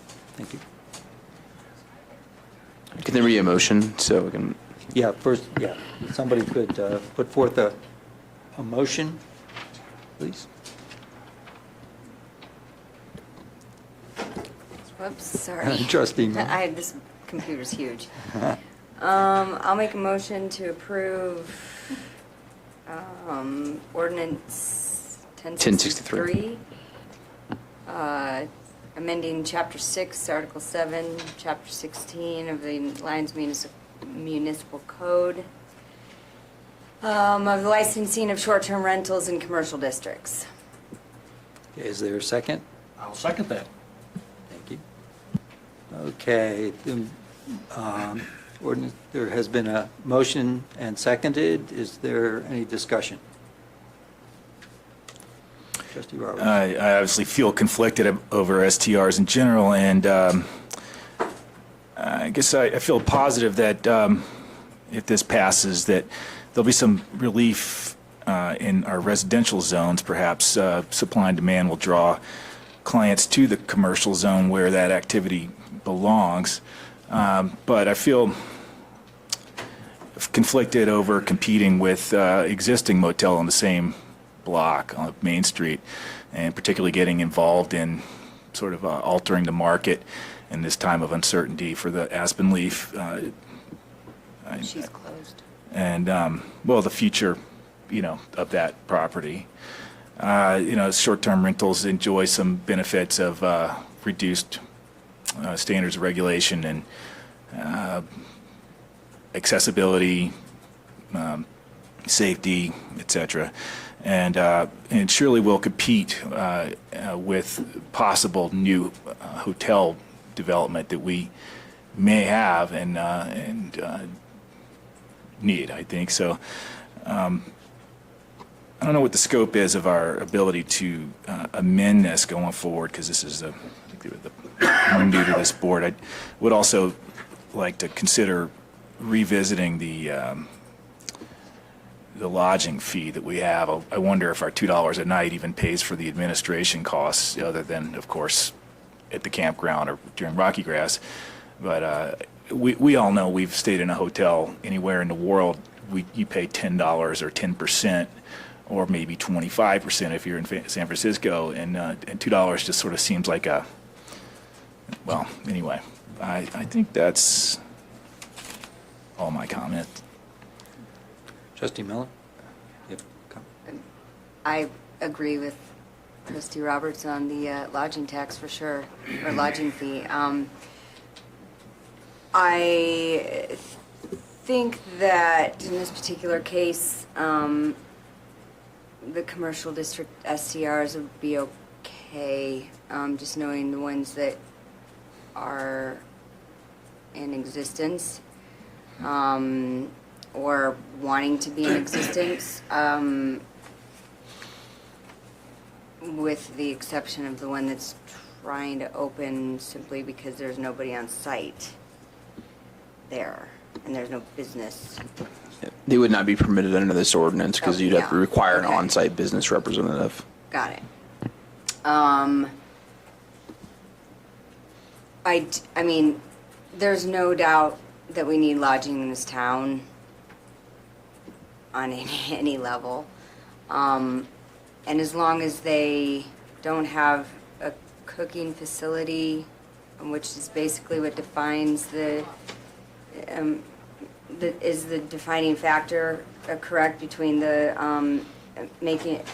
being able to use it as an ADU, or a short-term rental property, and the having to be in somebody's home or business, in this case. I think that it works. That's all I've got. Okay, any other, okay, Trustee Barrow? I would say that I'm in general favor of this ordinance. I'm not in favor with the idea that a building would be rented for a single STR without a business in the front of the building. I think that would go against what our goals are for economic development in our downtown.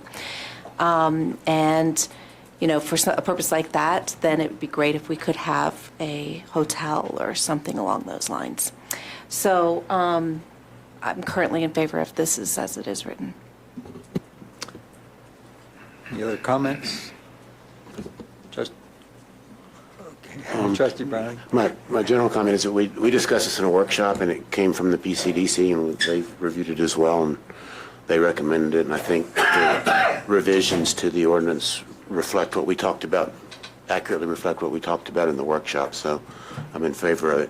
There is, I think, one typo or dropped word or something that we might ought to correct, so but I want to ask to the town attorney. It's in 740 A2, and it's the last sentence, I guess the third sentence of that. It says, it references the business open to the public Monday through Friday, 9 a.m. to 5 p.m.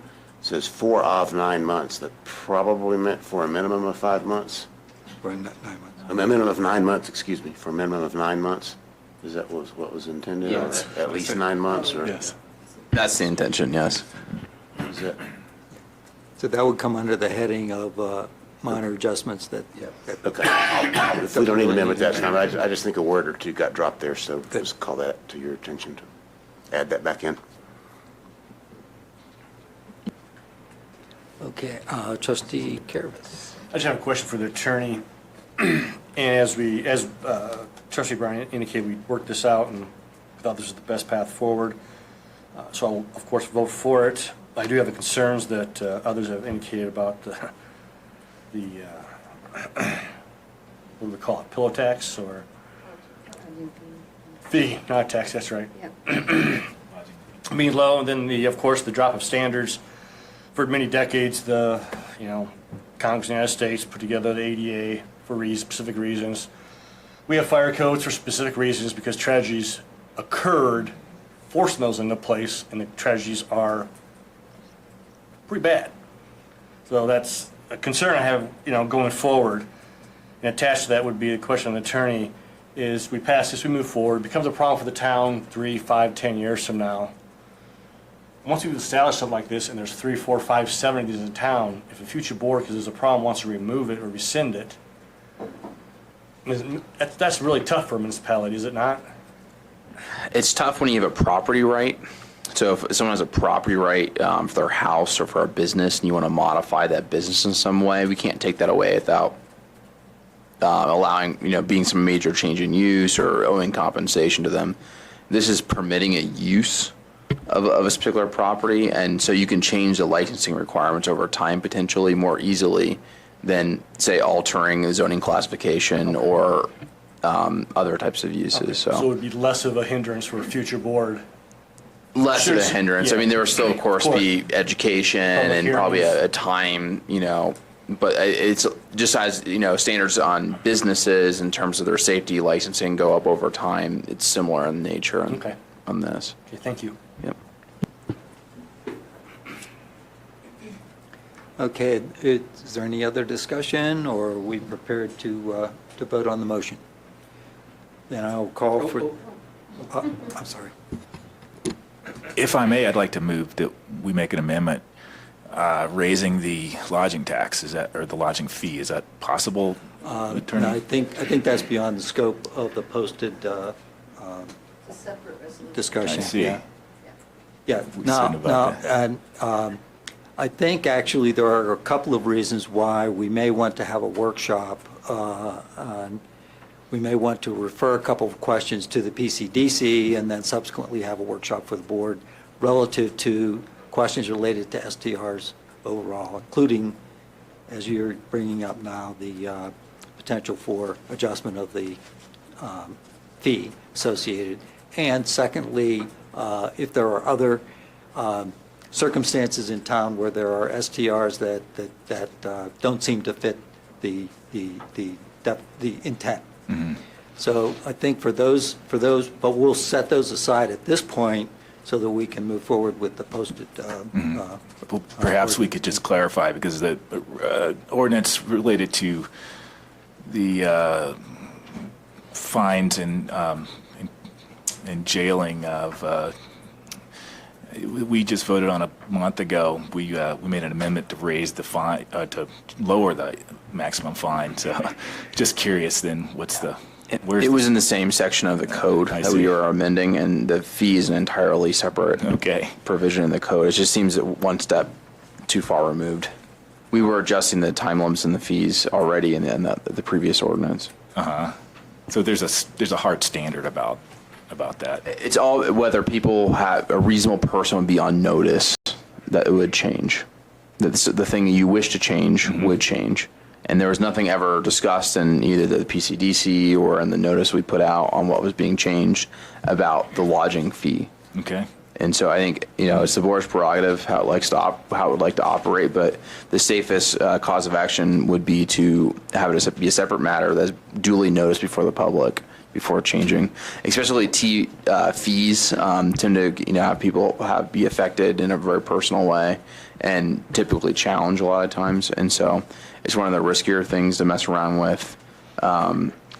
If we're concerned about notice potentially. Yeah, I ask only because it seemed like when that fine was reduced, it did not seem like it was in the scope of what we were asked to vote on at that time. So it wasn't clear to me why there's a distinction, but thank you. Okay, if there's no other discussion, then I'll call for the vote. Okay, and it passes 6-0. Okay, so let's move on to the next public hearing and ordinance review, which is ordinance 1064. Is there a staff report? Yes. Ordinance 1064 is a ordinance for a approval of a special use permit for the wireless communication facility at 603 Indian Lookout Road. It's a monopine. It would be a camouflaged monopine that would sit next to or adjacent to another monopine that is on that property. It is located above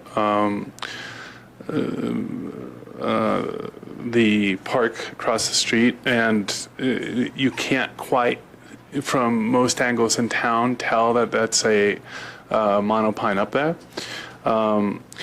The reason that they're seeking to do this is to improve the reliability and the coverage in town, in particular the west side of town, some out east as well, because of the elevation of the monopine.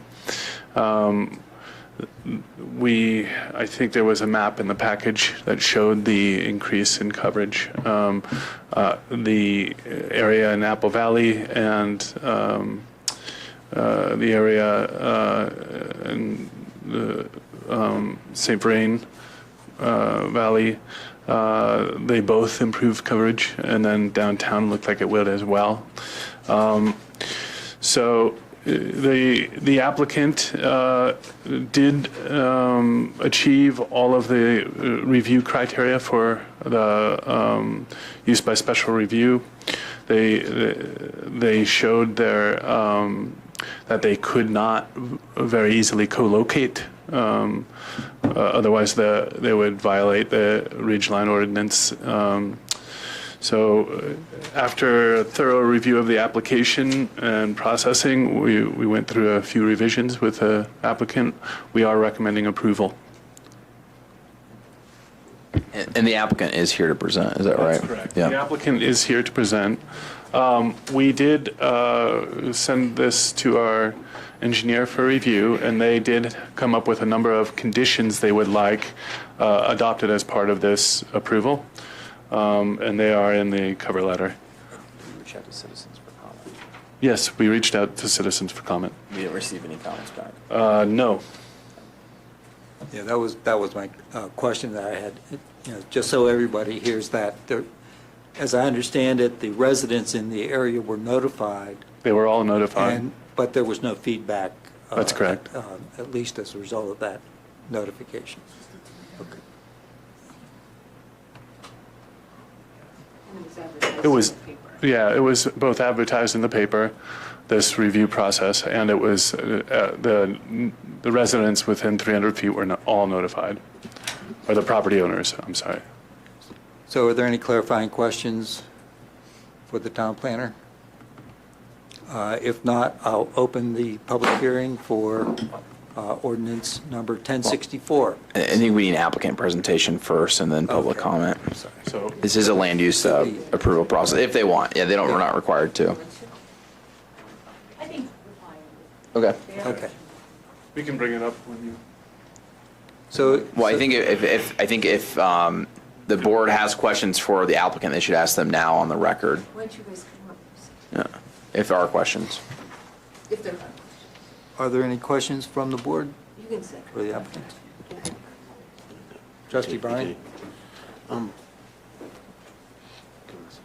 Yeah. What areas of town will this enhanced facility serve? Will it cover the whole town, or? I believe you have a coverage map in your package, and if you don't, I have handouts. That's easier for you to look at. Yeah, I may have it, but I can't read it. I may not be skilled enough to read it.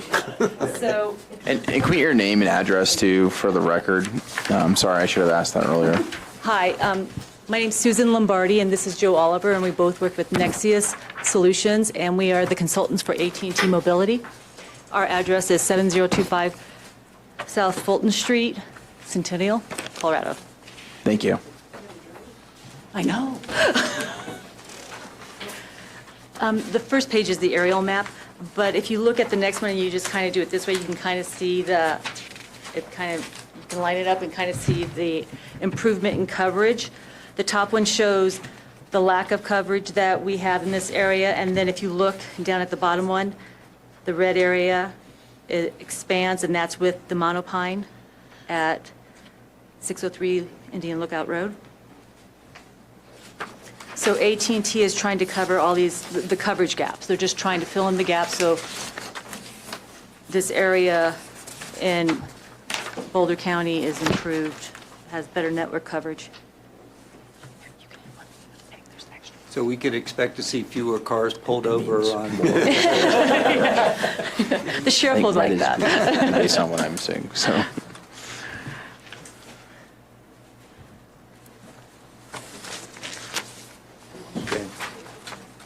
Okay, so if there are no other questions for the applicant, do we have any, I'm sorry. Trustee Pearl. I am curious, and either one of you can answer the question for me. What were some of the engineers' requests for some changes, adjustments to this? There were a number. I think there were 7 from the engineer. A site plan showing the proposed grading and limits of disturbance for the tower as well as the easement going up. Proposed grading required for the access and utility easement. Sediment and erosion control during construction. So a plan how to mitigate that erosion. Added details of the concrete pad for the building as well as the building foundation. Permanent revegetation of all disturbed sites, disturbed areas. A geotech report for the tower itself. So that has probably some drilling to see what's under there. And permanent fencing details. Those were all the requests. And have all those requests been met? No, they were a condition of approval. So if we approve, then we'll ask them for those before we permit the tower being built. There was one additional request, which was the final camouflage details, which was not from the engineer. We just hadn't pinned down the final details of the Douglas fir or whatever we were using up there. Ponderosa pine. I think it was ponderosa pine. Thank you.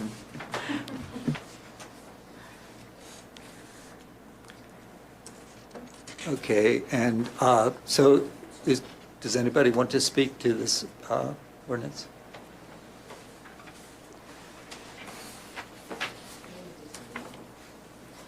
I'll be quick. My name is Joseph McCarsick. I live at 3885 North Brook Drive in Boulder, Colorado. I think everyone that's lived in Lyons for any amount of time knows that we need better coverage here. And quite frankly, I lived here for 10 years up on Long's Peak, and I had a perfect view of Indian Lookout Mountain. And I used to play games with friends and visitors who came over to try to say, where's the tower over there? And I think that's what most people would, I mean, it's great that they have all these conditions that they're going to adhere to if they put the tower in, but the big opposition that most people have is, oh my God, there's going to be a tower at my house. You know, it looks like a ponderosa pine, the one that's up there right now, and if if they camouflage it like that, I don't see any reason why anybody should object to it.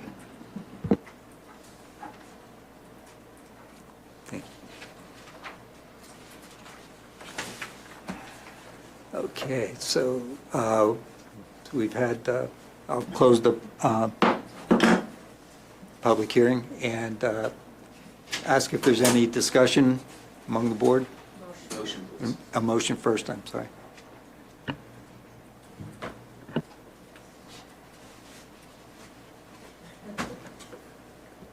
Trustee Bryan? Yes, I move to approve ordinance 1064 relating to a application, ATT Mobility for use by special review of a wireless telecommunications facility. All right, is there a second? I'll second. Okay, properly moved and seconded, so is there any discussion? A short discussion is that when we moved here, we had AT&T coverage, and we had to switch to another carrier because it just didn't work well enough. And so it's kind of funny. I read all this stuff about the whoever's the FTC or whoever reviewing the combination between the Sprint and T-Mobile and so forth. They want to make sure there are at least 3 carriers and maybe 4 to compete. Well, that's all good in theory from Washington, D.C., but if you can't get coverage in your part of the alliance, it doesn't matter. There's only 1 or 2, you've only got 1 or 2. So I think particularly with no objections from any neighbors, this makes sense. Trustee Roberts? It's probably more than obvious, but it's worth mentioning that our town's long-term planning, comprehensive plan, interim report for long-term planning from our Economic Development Commission put a lot of weight on improving our wireless communications, and so I think this has been probably a long time coming for us, and most people are looking forward to the service. Okay, any other discussion? If not, I'll call for the vote. Okay, and it passes 6-0.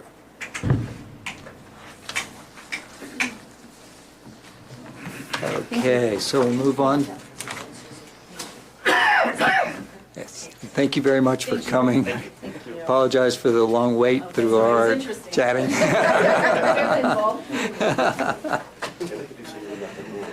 All right. And so our third public hearing is ordinance 1065 relating to the Habitat PUD. Staff report? I just lost my computer, but I think I can negotiate without it. I'm sorry. No, it was, I'm sorry.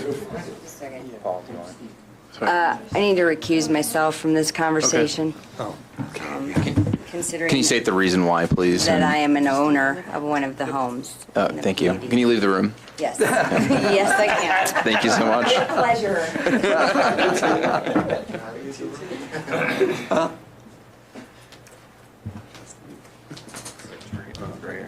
Oh, thank you. So what you have before you is an update to the second and Park PUD that had Habitat as well as Valley Bank in it. It is in particular an update to the site plan itself. That's how it was initiated, but it also has in it some language that will have provide some flexibility to the PUD in the future. The first point, when a PUD is created, it's typically created with a specific footprint in mind. That footprint is very difficult to change. A PUD is kind of set in stone where other zoning is not. So that site plan specified specific locations in the Habitat buildings. There are 3 of them that showed where the porch would be located on those 3 buildings, those 6 units. And in the middle unit, they had a potential modification to allow accessibility of those units to be accessible, handicapped accessible. When they were under construction, however, the Habitat realized that in order to get the porches in the front to be of 2 adjacent units in one building, for those those porches to be next to each other, there would have to be a wall in between those. The fire department required that in their code. It would be a 2-hour firewall separating those two. And the design was just not right. So the decision was made to modify those porches and separate them a little so neighbors could talk. And so that, in essence, violated the rigorous site plan of the PUD. The back of the middle building was also modified slightly. These modifications were not substantial in any way, other than they did not fit the site plan itself. They didn't affect any of the other evaluation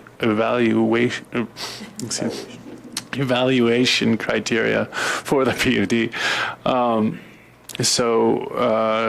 Thereby, staff recommends that the site plan update be adopted as part of this PUD update. There was also the Lions PUD ordinance itself doesn't have a way to modify PUD once it's been adopted. A lot of other municipalities have that in their code so that you can make modifications in the field with regard to how a form may change slightly. When we looked at other options for that, we've added those into this PUD itself. So in the future, if things change, they can be modified. We did not substantially. For instance, we did receive a building permit for a modification of the rear of the Valley Bank property that would pull out the deck slightly and allow for windows that would provide sunlight into the lower level of that building. While staff agrees with that modification because it provides sunlight and a location that would be used as office, we can't permit that because we don't have an ability to modify that PUD non-substantially. So what you have is, in addition to the modification of the site plan, a recommendation to put some language into the ordinance to allow minor modifications. And we'll probably be bringing a PUD amendment back to the board with such language in it in the future, so that we don't have to write it into every PUD. Are there clarifying questions? What's that? The applicant's here. Oh, sorry. The applicant is here. Stephen, he's the builder, and he can probably provide a lot more information on why those things were modified. And in general, we support this modification. Okay, clarifying questions? Trustee Farrell? I do need a clarifying question on what you were just saying. So right now, what you're doing is asking for modification for this particular PUD. Correct. But it will open the door for other modifications for other PUDs should they come back like what you were just describing with the Valley Bank? Or is that, we'll come back with that, or that's a whole nother issue? We'll come back with that. So this will only affect this particular PUD piece.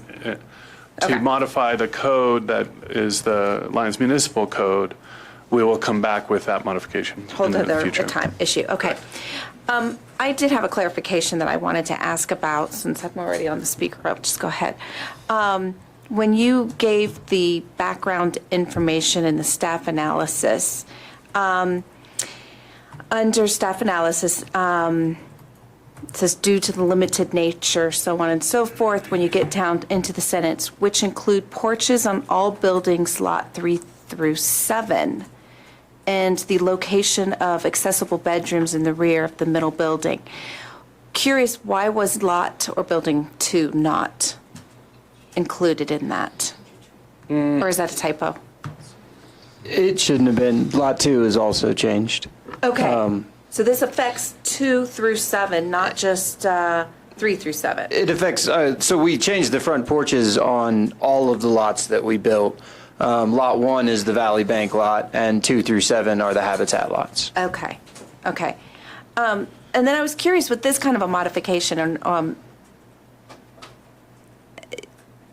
does it allow then the opportunity if we are making an adjustment to the PUD that it affects the easement? So if somebody wanted to build something off the back of their house for their rakes and kids' toys, they can't do that. That doesn't open that door for them to be allowed to do that? If this modification, if it was a non-substantial modification, but that wouldn't necessarily classify. I think the easement itself would have to be modified, then re-recorded. The easements, the restrictive covenants on the property are still, is that your question is referring to?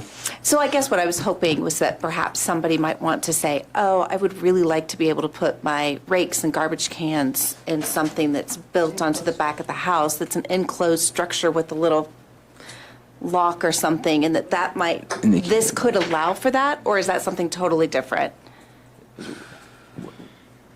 And where is that restriction located that you're referring to?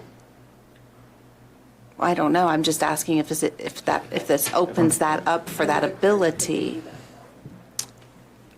I believe it was a temporary structure, like a, No, like you would build it on, so it looks like the house, that it's a part of it. I just, kind of what? Like a lean-to shed, but it's nice. It's fits the structure. I think it'd have to be a case-by-case analysis. I mean, it depends on how substantial we're talking the structure is, so it's hard to make a general statement as to whether it'd be permitted or not. Okay, I was just curious.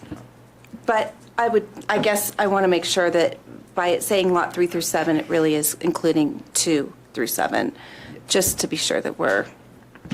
Yeah, and I think what Paul was trying to get earlier is, the modification we're making so we can, staff can do administrative updates to the PUD, that if there was some sort of minor change in the future, we could do that. Whereas in the current policy, we essentially have to do a rezoning every time you want to modify the site plan, so. Okay, thank you. Trustee Pearl. So adding the ability for administrative changes to the PUD, that affects the entire PUD, including the Valley Bank building. It does. So we all are clear on that. Because there's things in the Valley Bank building portion too that are not clear or do not reflect current reality that minor changes that staff would make rather than bring it back through the BOT. But this doesn't really establish a standard for what that threshold is. I think it does. We actually put a lot of specific language as it to what would create a non-substantial change, and that's in the ordinance language itself. Okay. I forgot that part. It's in section 2. Yep. Number 2. Yeah, it goes through Roman numeral I through VII, and just to be completely transparent on this language is actually from a combination of Littleton and I think in other municipalities, administrative changes that they permit in their code. And so we just kind of ripped that and massaged it a little bit to put it in this one. And I think that eventually what staff would like to do is recommend that a separate ordinance be put into place that allows for all PUDs. Because it's quite a problem to have basically no process to amend a PUD right now. And you personally have some miles on this language with your other clients. Pardon? You personally, being attorney for Littleton, you have some experience or miles on. Yes. On this language. This came from Littleton because we're familiar with it. So.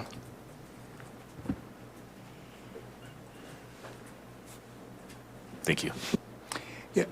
A question: If so we're saying these modifications, if you'd already had the ability to make minor modifications, would these modifications have fit under that? Yes. Okay, thank you. Okay, so if there Are there any other clarifying questions? If not, is there a presentation by the applicant? No, I think Paul summed it up pretty well. The reasons we did the things we did was really for the ADA accessibility and also both for the community at large as well as, I mean, not having to build the firewall that goes all the way to the front of the porches. That also kind of impedes on your ability to talk to your neighbors in the morning, all that sort of thing. So, and kind of everything Habitat does is at the best of our homeowners, so. Okay, so it's time to open the public hearing. So I'll open the public hearing for ordinance 1065. Thank you. Does anyone want to come forward to speak to this ordinance? If not, then I will close the public hearing and will entertain a motion relative to ordinance 1065. So moved. Second. So it's been moved and seconded. Is there any discussion? I have one question that, since this is a minor modification, if you will, what would be the approach to the charging of associated fees? You mean the application fee and the? Yes. Because we charged the same application fee, we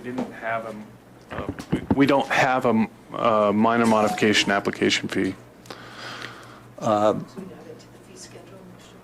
We should, yeah. Yeah, I looked at the fee schedule. A administrative modification would be a lot easier. Right. So.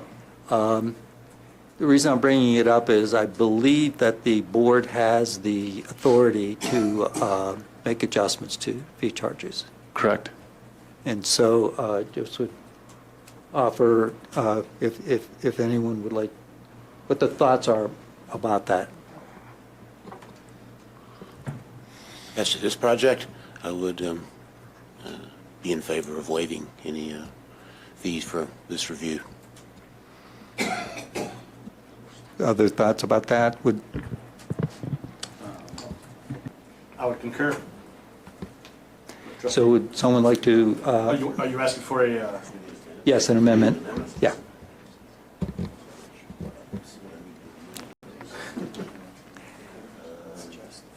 Or would that be direction to staff? It's an unusual situation. It's not something we're asked often. I think maybe it's some amendment to the ordinance on this one. I don't know. How do we pass this ordinance? Yeah, how do we do that? How about we pass this ordinance and then discuss staff? Okay. About how to do this. Okay. I don't want to get too far away from what those approval's for as well. Right. So. Okay, so it has been moved and seconded, and if there's no additional discussion, I'll call for the vote. Okay, it passes 5-0. The attorney is double checking the language, but it may just be now a motion by one of you to waive the fees associated with this particular. What you worried about? Notice of it? Or we can bring it back. We could bring it back at the We next. could bring it back. What was the Okay. fee? 500 for the application, 1,000 for the deposit. Significant. Yeah, so, I mean, it's just worth Sure. considering. 500. You want a motion now? You want us to wait? Yeah. Let's just be safe and wait. Okay. 500. It'll be taken under consideration. But if direction to staff to investigate would. To investigate and bring forward a method to do that All right. Thank you. legally and appropriately. All right. I think you're free, Steve. Cool. Thank you. Sorry for the long wait and having to sit through all of our chit chat. All right, thank you.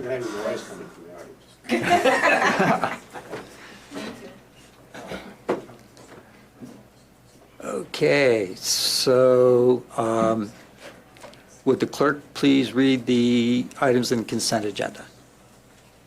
Resolution 2019-79, a resolution of the Town of Lyons, Colorado, to approve the Third Amendment to the Professional Services Agreement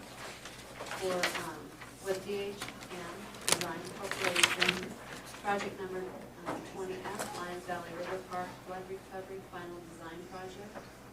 Resolution 2019-76, a resolution of the Town of Lyons, Colorado, approving a Second Amendment to the Professional Services Agreement with NVR 5.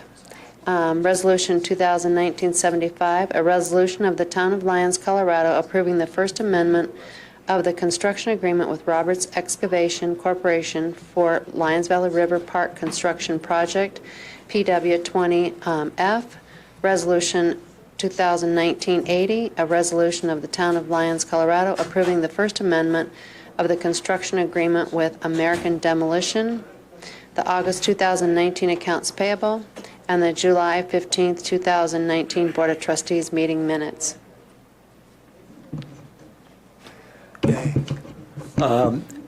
Would anyone like to remove anything from the consent agenda?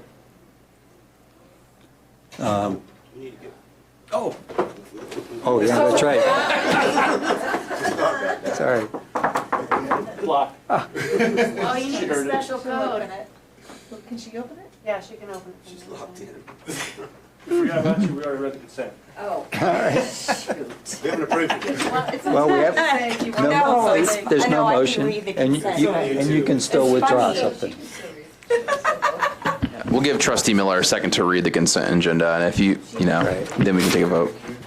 Or you can recuse yourself, or abstain.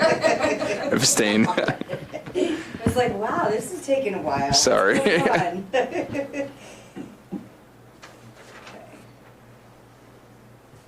going on? Did you remove that number 7? Yeah, That did you put anybody in, pull now you took it anything out? already? Well, I'd like to pull, I'm going to pull number 4. Is there any other? Yeah. Any other? If not, do I hear a motion to approve the consent agenda? To approve the consent agenda with the exception of item 4. Okay. I will second that motion. All righty. Call for the vote. Okay, and the motion passes 6-0. Okay, so moving on to general business. Oh, yeah. Would someone like to make a motion for a break? Do they need a break? Do you need a break? Wendy's had a 20-minute break. I would like to make an motion to move to a break.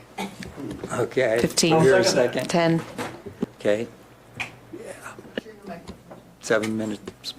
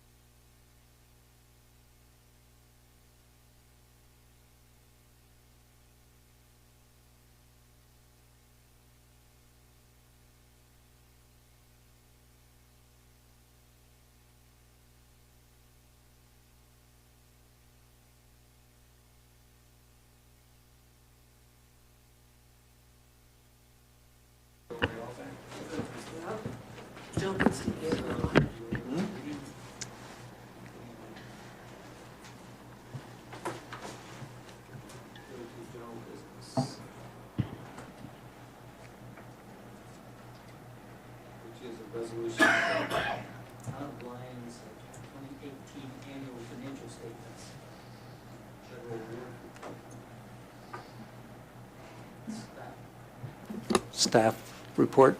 Hi. Hi. Hello again. Hi, it has been a long day.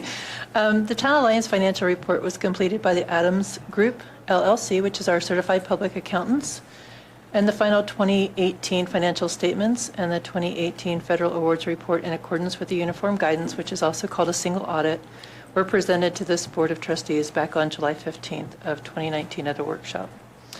The 2018 financial statements, the auditors gave the town an unqualified opinion, which basically means that the financial statements are fairly presented in all material aspects. There were 3 items that the auditors emphasized in their opinion that I'd like to review tonight. The first 2 are related. The estimates. So in a financial statement, there are estimates. There were estimates related to flood reimbursements. So in addition to that, because we don't know exactly what will continue to be a receivable and what will be considered ineligible, these estimates, we're not sure if we'll get them all. At this time, we do anticipate receiving them. However, the state and federal agencies are the ones who determine final eligibility. The third thing that they actually talked about was the future cash flows. So since the grants are a reimbursement type of grant, the town needed the funding to start the rebuilding process after the flood, and the town received an advance of $9.5 million from the state of Colorado, with repayment coming from the flood grant reimbursements. The statement of net position shows a negative unrestricted fund balance of $2.9 million. And in looking at that, currently the town does not have the repayment plan with the state. The completion of the flood projects and reimbursements through 2019 will help us to determine the available resources to develop a plan for repayment.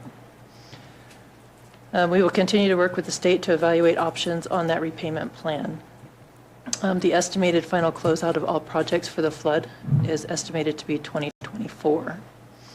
The federal awards report, also called the single audit, the auditors gave the town an unmodified opinion, which means that no significant deficiencies or material weaknesses were identified related to federal programs, compliance, and internal controls. The town reported 3 federal assistance grants. They were FEMA, HUD, and Commerce, with FEMA and HUD being considered major programs. In the past, there have been corrective actions required due to deficiencies or material weaknesses, and I am pleased to report that in 2018, that there were no findings on the federal programs. The 2018 financial statements and federal awards report in accordance with uniform guidance will be posted to the website following the board's acceptance. Do you have any questions? So, are there clarifying questions for? Actually, I just want to state before I forget, not really a question, but thank you, staff, for 2018. No issue. That's great work. So please pass it on. I'm assuming for all the board too, to all the staff that worked on 2018. Changes from 2016 to 17 that were required. Thank you very much for your hard work. Thank you. Okay. Any other? Trustee Farrell? Jill, it looked like you were reading your summary there. I was. Thank you. That's fine. Is there any chance that you would be willing to share that with us, though, that I can put that with this file? Of course. That'd be great. I'd be Thank you. happy to do that. Any other questions? I'd entertain a motion. I move to accept resolution 2019-83, a resolution of the town of Lyons, Colorado, accepting the 2018 annual financial statements and federal awards report in accordance with the uniform guidance. I hear a second. I'll second that motion. Okay, having been moved and seconded, I'll call for the vote. Unless there's other discussion, I'll call for the vote. Okay, it passes 6-0. Very good. Thank you. Thank you very much, Jill.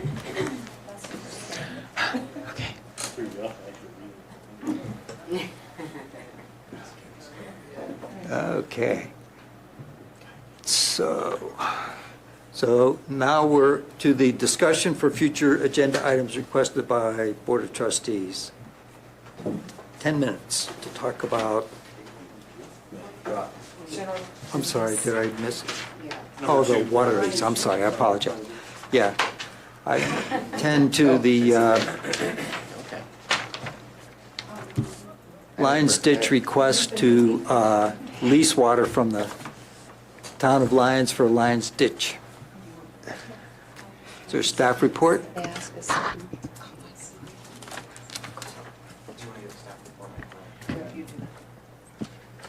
Do you have it up? Here you go.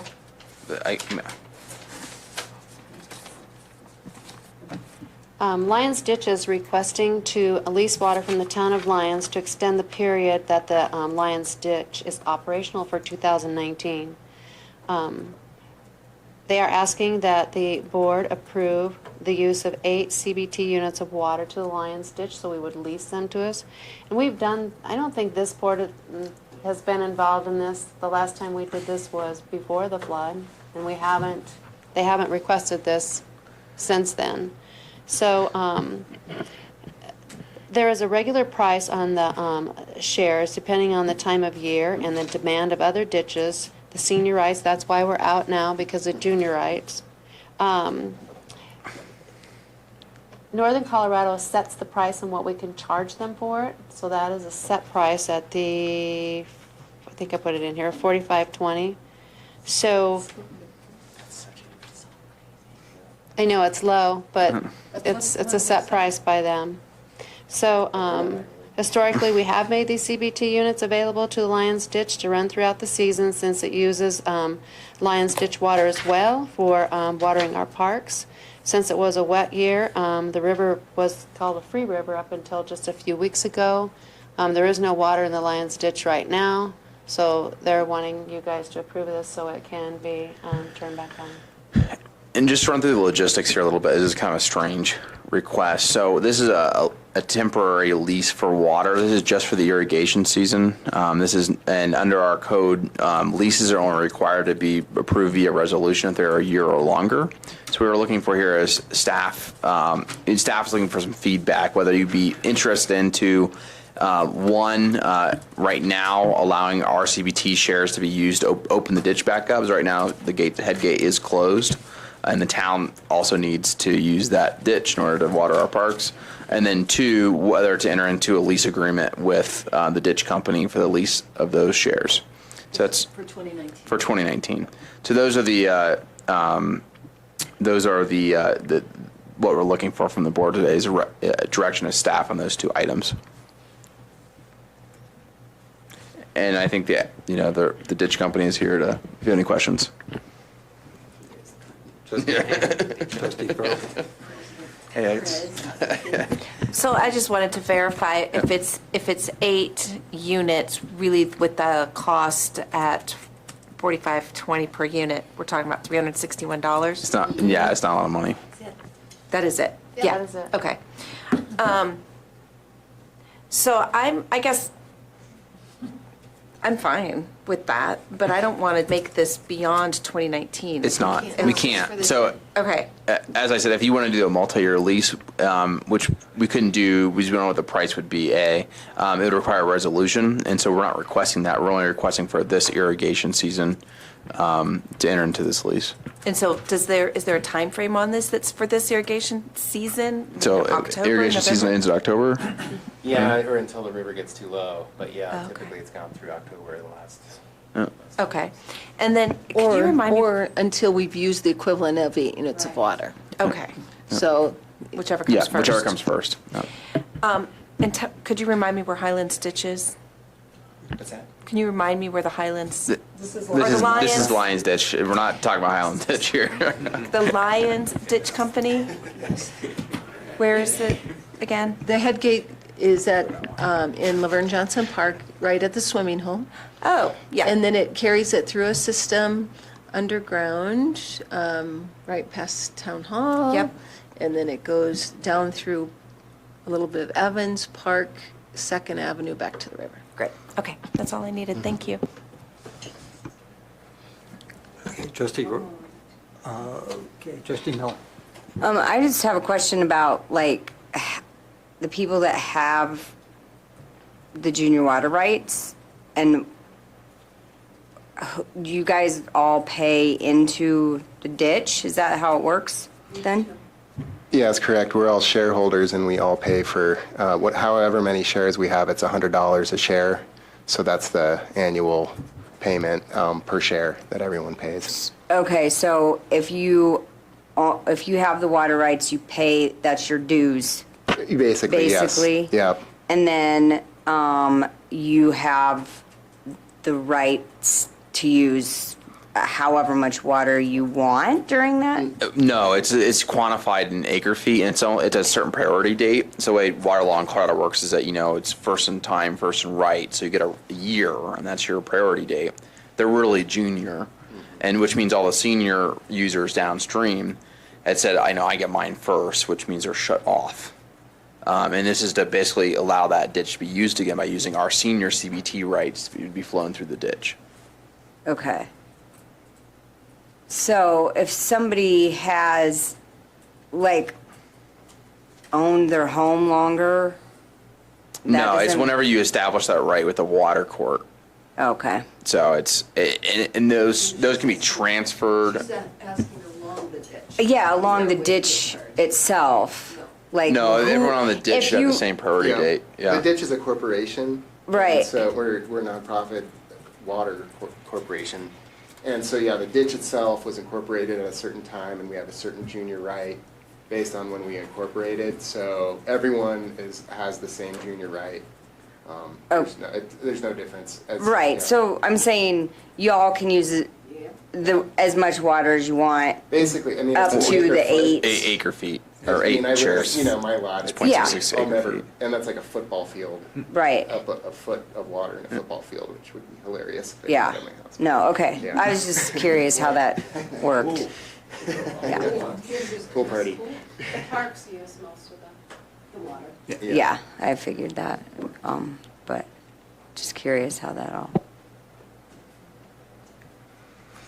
Okay, Trustee Farrell.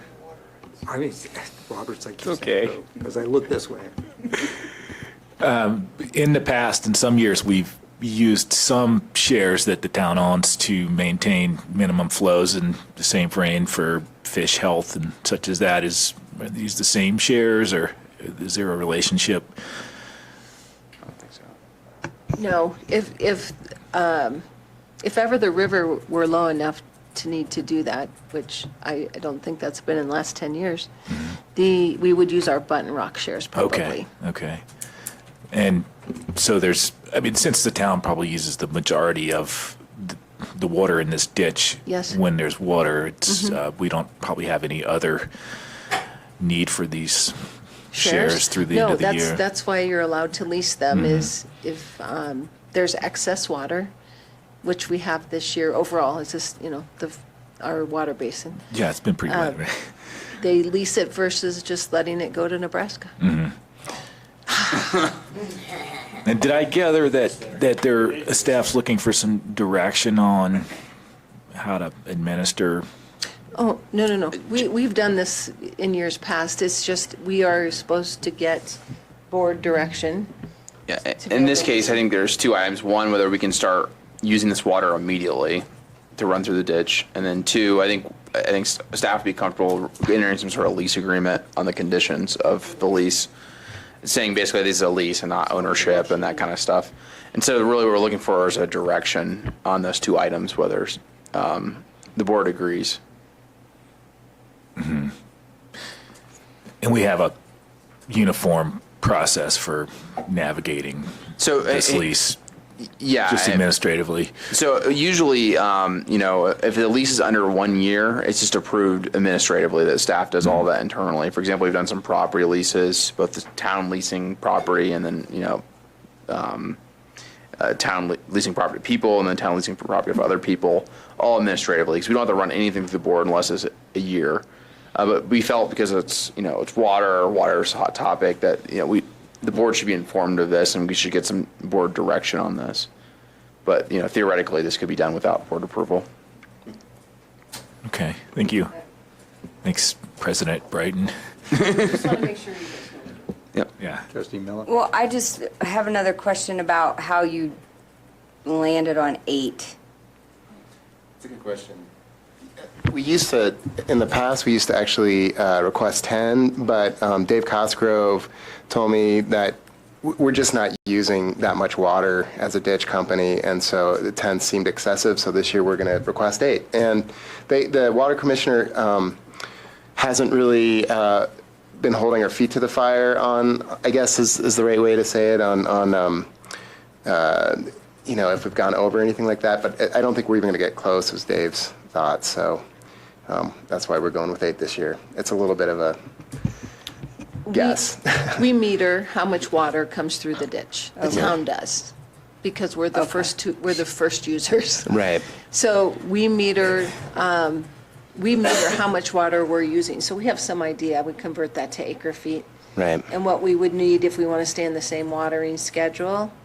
Really, what's drawn from the homes is really Pretty small compared small to, yeah. compared to what we use for Liver and Johnson and Sandstone. Oh, I'm sure, yeah. And the depot. So he has the formula of how much water we've used so far to date based on our schedule and how much it will take to continue the rest of the summer.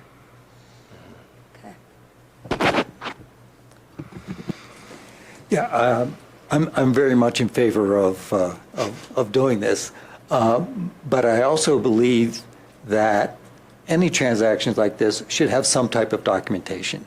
And so, at least from my perspective, I would like to ask staff to develop a documentation so we know things like the term and the amounts, and it's recorded. I think it's why we're requesting a lease agreement. That hasn't been one in the past, but upon hearing about this, transaction, I request there be a lease that clearly delineates what we're doing and how long we're doing it for and that kind of stuff.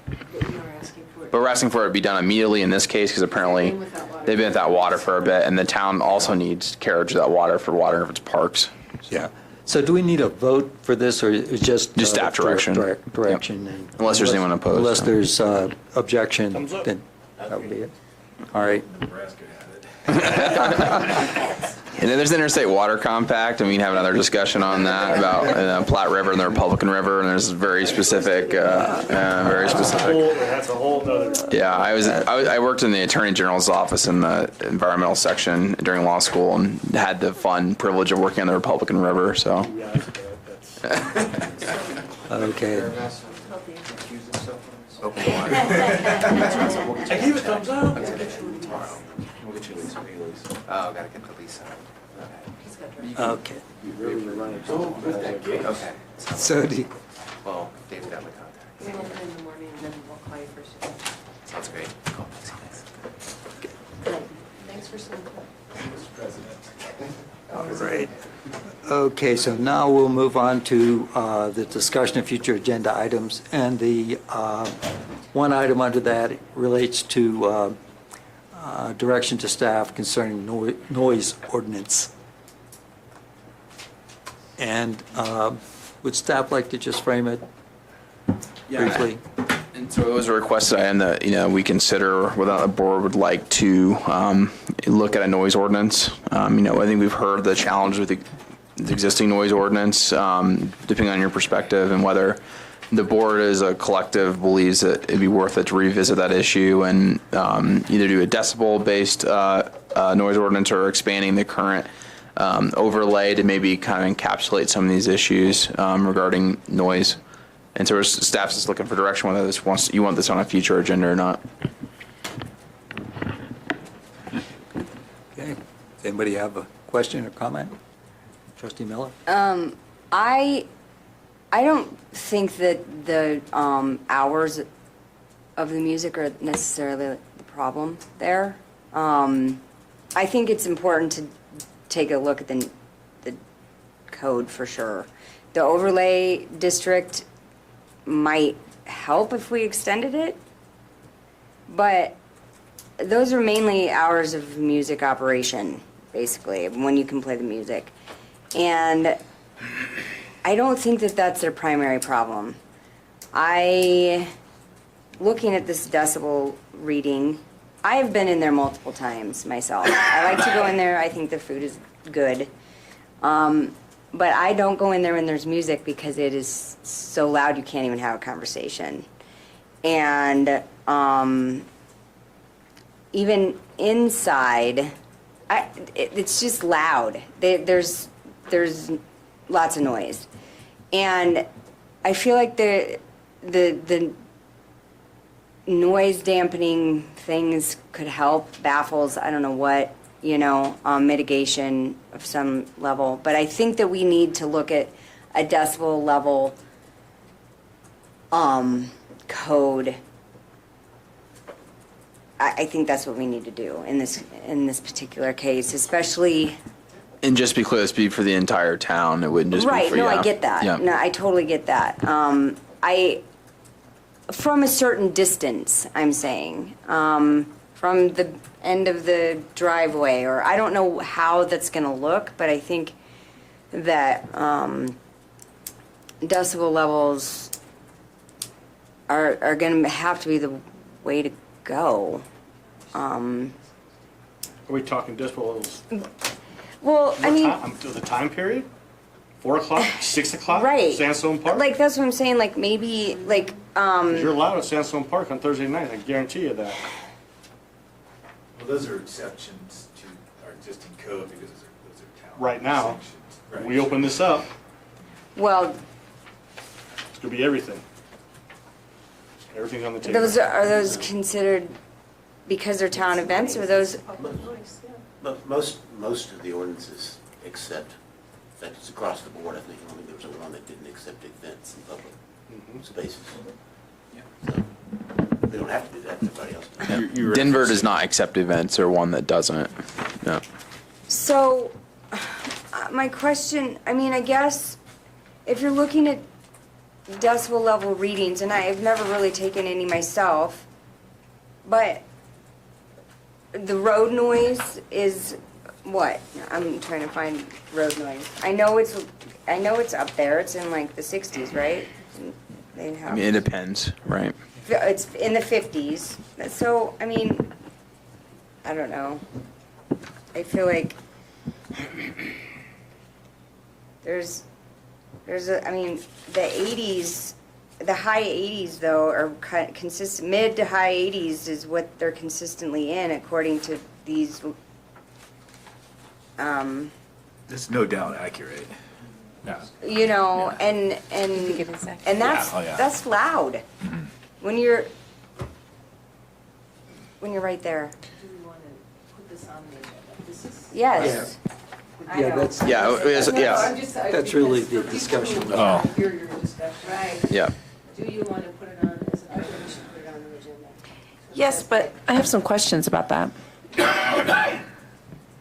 So, because my kind of point of view is a little bit of, I was thinking instead of an ordinance, we consider an overlay, or changing the code, we consider an overlay, but in my opinion, that's a whole dynamically different section of our town versus our downtown district because of the number of residences. So, I mean, I'm kind of in the mindset, do we need to consider it being a new overlay district? And does the PCDC need to get involved in that versus changing an ordinance, creating a code ordinance that could affect everything? That I don't think we really want to open that can of worms. Yeah. So now we're getting into the substance. Okay, And- so Yeah. those are my, so yeah, we need to have something. Which is helpful information, so, but what it sounds like is we do want to have this as a, But we need to give some direction on what it is. And I would respond to just the question about the overlay. If you look at the overlay, I think it's very informative that there's like limited and I don't know the 3-letter acronyms. If you look at the most restrictive of the properties on the overlay are those that are adjacent to residential properties. And so then the least restrictive is where Oscar Blues is, Pizza Bar, I'm not sure, but I think it was well thought out for what it is, and I wouldn't think that it's necessarily not useful to consider how it might apply to the next 2 blocks of Main Street. So I think it's worth, worth considering. I'd like to know how audible is defined. Because, it's an understood English word. Every one of the performances there has been a violation, every single one, unless you have a different understanding of the word audible. But if you look at all of the ordinances that Trustee Browning had found for us, 50 decibels sound pressure or 55 decibel sound pressure is essentially the same. Every single performance will be a violation if we had a decibel limit that was similar to what other municipalities have. So I kind of question, like, what's the difference? I kind of wish that Sergeant Chris was here to tell us his thoughts on that. So, yeah. What's the difference in terms of? Right. But so just, I don't know if we need to make a distinction on what we're directing staff to bring forward to us, but I feel like the overlay district is more meaningful than looking to another municipality's noise ordinance to refine what we already have. If it's just a matter of ours is too vague or too it's so restrictive that it's irrelevant, or I don't know if that seems to be what the sergeant's telling us. It's one of the two, but he's not been real firm on his commitment to which one of those it is. Okay, so,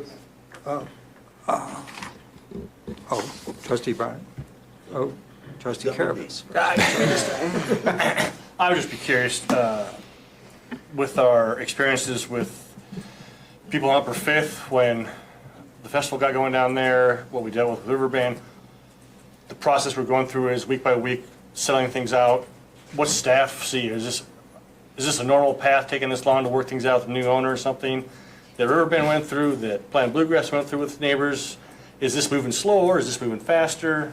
What's your take? What's your input to us or information to us? Well, just in my experience, and Deb, you have more, but it does take some time to come with something considered reasonable for all. Is that what you're asking? One of the things Yeah. I heard tonight Okay. at the public hearing was, or the audience business was, several people saying, can we get the two parties together and try to mediate something first before we go and change a bunch of ordinances? But it does take time. I remember Riverbend, we were here 3 or 4 meetings with neighbors trying to come up, and we finally did. But I think it's pretty normal. It's kind of like So are we jumping the gun on going right to ordinance or overlay right now? It's been, or 2 how's? meetings. Have we brought the neighborhood and the town together with the owners at all? No, if you want us to take that role as a town and try to mediate, we can. I think what I heard one of the residents say tonight was they haven't reached out to us directly to try to talk about this. So, and I heard the owner say, we want to be good neighbors. So maybe that's, if the board would like us to try to facilitate that discussion, we certainly can, and have Bill there, or Sergeant Chris there. But if you guys want to put it on an agenda for discussion, we can, and maybe in a couple weeks we Or can maybe come back and workshop say it or it's- something. Yeah. Oh, workshop might be better. Yeah. I can see it take longer than 15 minutes. Well, if the process could go that the town can help facilitate, if you will, some meeting and discussion between the parties. Sure. So that then we have that as a background, if you will, for when we have the discussion. Okay. So that, if they, and they could talk about whether overlays or decibels or whatever, but before we go through the process of developing something, drafting something, and then find out this doesn't really get to the issue, I think that initial meeting, and then we'll have a little more, if we can do that before the 19th, I don't know if that's possible, but if it would, then, that would give us, grist to have a good discussion and provide good guidance. Does that work for? Thank you. Just Would you like us, But Trustee Brown? I think we've gotten way far afield. purpose of this was simply, do we want to put it on a future agenda as a workshop item or as a discussion item on a board meeting? We're not supposed to discuss the substance. Right. Here, we're off into whether overlay districts or decibel levels or anything like that. It's just, do we want to take this up? And I think from what I hear, most of us seem to want to take this up. And the question is, do we want to do it as a workshop? Yep. We want to go ahead and set it as just a general discussion item for direction in a future board meeting, or do you want to have a workshop first? My opinion was a workshop would be helpful in that, from my perspective, the reason I asked for this to go as let's put it on an agenda is there's a whole lot of misunderstanding between all the different parties of what the rules are. Is our ordinance enforceable or not? What's the effect of the state law? What does the sheriff's office think? What does the staff think? I think it would be helpful to have a general discussion of here's what the state statute says, but the town can do something different. Here's what the town ordinance right now says. Is it enforceable or not? And where do we go from here? But before we get into all the substance, so let's figure out where we are now. And I think having a workshop would help us lay out the rules. Yeah, I agree. It seems like the expectation was that this was going to be that step. No. That's what it's supposed to be. No, that's not the way it No, works. I understand, but No, I mean, it's supposed to be that. I mean, this is supposed to be. Do you want it on the agenda or not? That's what. Not the Do substance. we put it on? Do we put it on an agenda and then do it as a workshop, or do we do it during a regular meeting? And my preference would be to do it as a workshop first. sounds good. Yeah, but that doesn't preclude Tom having a meeting No, with. they can, No, because anytime they want to, sure, I mean, in but- general, the sergeant's just said that he can't enforce what we have, so it seems like we have two problems. Because then it's just irrelevant, our current standard. And I wanted to be able to question and discuss with him Right, why he thinks that. So, yeah, so clearly. With notice to people so that we can express opinions. Okay, so do you have adequate direction? I do have, we have a workshop on the 19th that only needs 45 minutes, so that would leave 45 for a workshop, or we'd go out to September 3rd, which is the Monday after Labor Day, if you want an entire workshop. My preference would be the 3rd because I won't be here on the 19th, Okay. and so I'd like to be there. So we actually two. Okay. So in the meantime, though, this means that the people who are frustrated on both sides are, But if there's a meeting between. I'll try to do that. During that Yeah, time. I will. That at least there's something happening. It sounds like as the opposed to owners, though, nothing. feel like they have turned it down, but the decibels are still That's just not accurate, loud. though. And so, Yeah. I think we could still have some frustration there.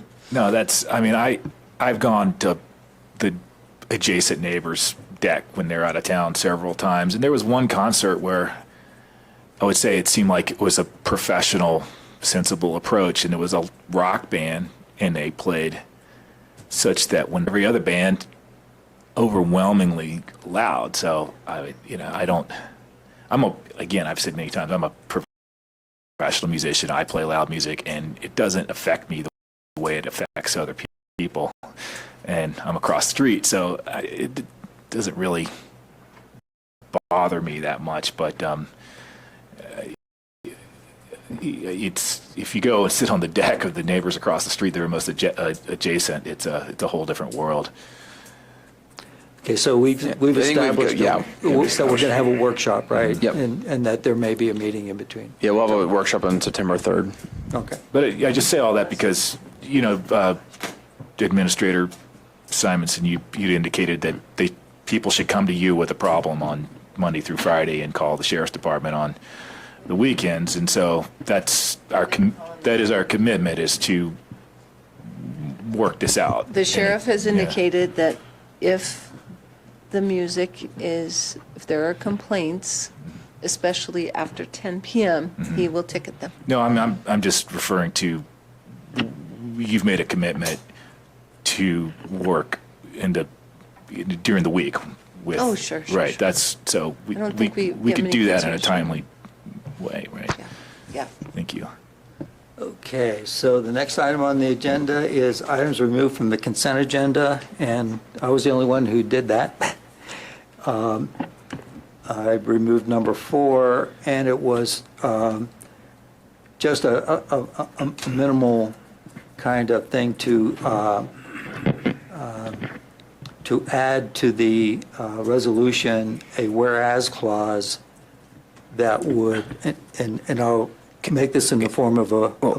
Can we do a quick staff report, explain kind of the Yeah, issue, please. I guess? Yes. So this is for the demolition of the Public Works building.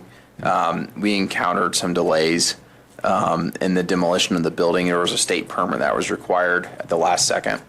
And so basically the contract term expired, but because of the contracts were already in place to do all this work, and there's FEMA money involved, we had to go ahead and move forward, even though the contract was expired.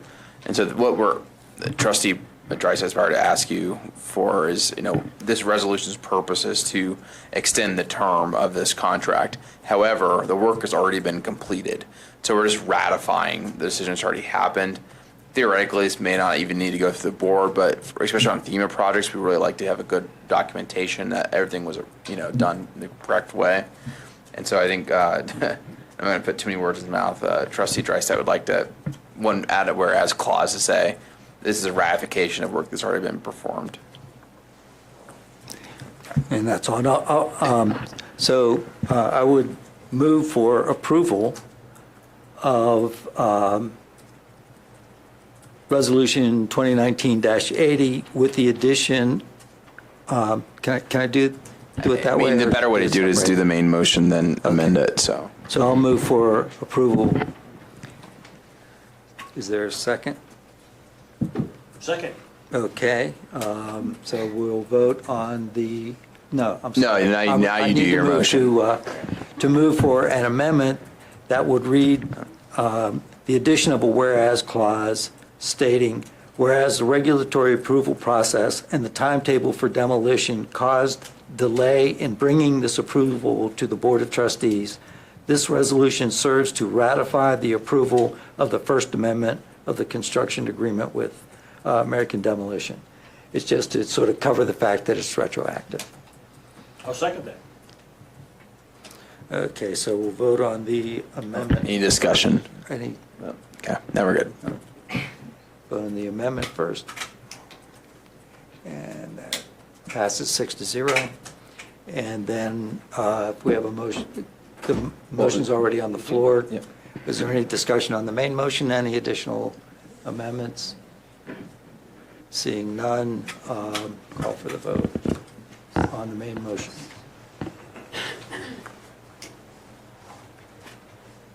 Okay, and that passes 6-0. Okay. So, The news starts right here. so trustee reports. Who would like to go first? Trustee Browning? I'll go try to set a precedent of keeping it quick. SFC is continuing to meet and work on revising the Sustainability Action Plan. They're also giving input to the Sustainability Coordinator about on the pay-as-you-throw thing as it goes, just kind of informal input as that proceeds. And I don't know if they're going to be able to get the Sustainability Action Plan proposed amendment process done by the end of the year, because I know there's a whole budget season there, but that was their goal, but they're all actively working on it. That's my report. Trustee Miller? I do not have anything to report. How's your new house? We haven't met since last time. It's wonderful. Yeah. I haven't actually moved in yet, but, I'm working far, on so good. it, slowly but surely. Okay, Trustee Kervis? Not much to report. Was at our town the last couple meetings for UEB and College Board. College Board is putting forth while I wasn't there, they had talked about and they put forth, what was it, Deb? My mind's went blank. About the Boulder County property all the way up the Apple Valley. And supporting acquiring all that property for Town Alliance for the future. I did I get a response? I didn't see it come back from you on how we wanted to present that. You could check with Mayor Sullivan. But I couldn't answer you on that, did I? okay, I might have missed it because I may have missed it anyway. So That may or may not be coming to you shortly, but that's what they wanted, that's just their recommendation anyway. Okay. UB, we will Talk meet. with Victoria about that, and we will, That's fine. I'll get back to you Wednesday. And UEB will meet, what is it? This week, the 7th. That's it. Okay. So trustee Roberts? Hi. So I attended the EVC, the Economic Vitality Commission, and we had an hour of, I guess, sort of catch up, learning what what staff has been doing in the meantime since the previous meeting. The workshop, sorry, the downtown project. And also just efforts that I guess what Kim does in her day-to-day work and economic development actions, spending money for my grants, et cetera. So beyond that, we're looking for new members, and we have a new member appointed tonight, and we're grateful for that. Laura Gilson had expressed that she is overwhelmed with 2 jobs and maybe a little overwhelmed with having served as the chair, would like someone else to step up, and she was going to inform the mayor of that. And we need to make sure that Mayor Pro Tem Drystad is invited to the future meetings, because your input and experience is very valuable. It was an interesting, familiar form on the agenda tonight, the request to put an item on the agenda from President Brighton of the Lions Ditch Company. So in case we were maybe missing the understanding of how we get items on the agenda, we can also request during this time, and I would like to request that we revisit the short-term rental / lodging fee policy, as since we're already opened up short-term rental once, and I think we're due to revisit that again. So I don't know. So now it will go on the agenda for next time. Yes. Does the group want to put Right. it on the agenda? Sure. No, you have to wait till. Needs to be noted, we discuss it, no replies. Yeah, what it is, do we give you direction on what it is we're asking for? It sounds like you would like a agenda on an update to the short-term rental and a discussion on that. And lodging fee. Yes. So, and lodging fee. And lodging fee, and we'll add that on the next agenda for a vote. Yeah, so that would be a fairly broad opportunity then to Yep. talk about other STR-related That issues. the board might like to see on a future agenda.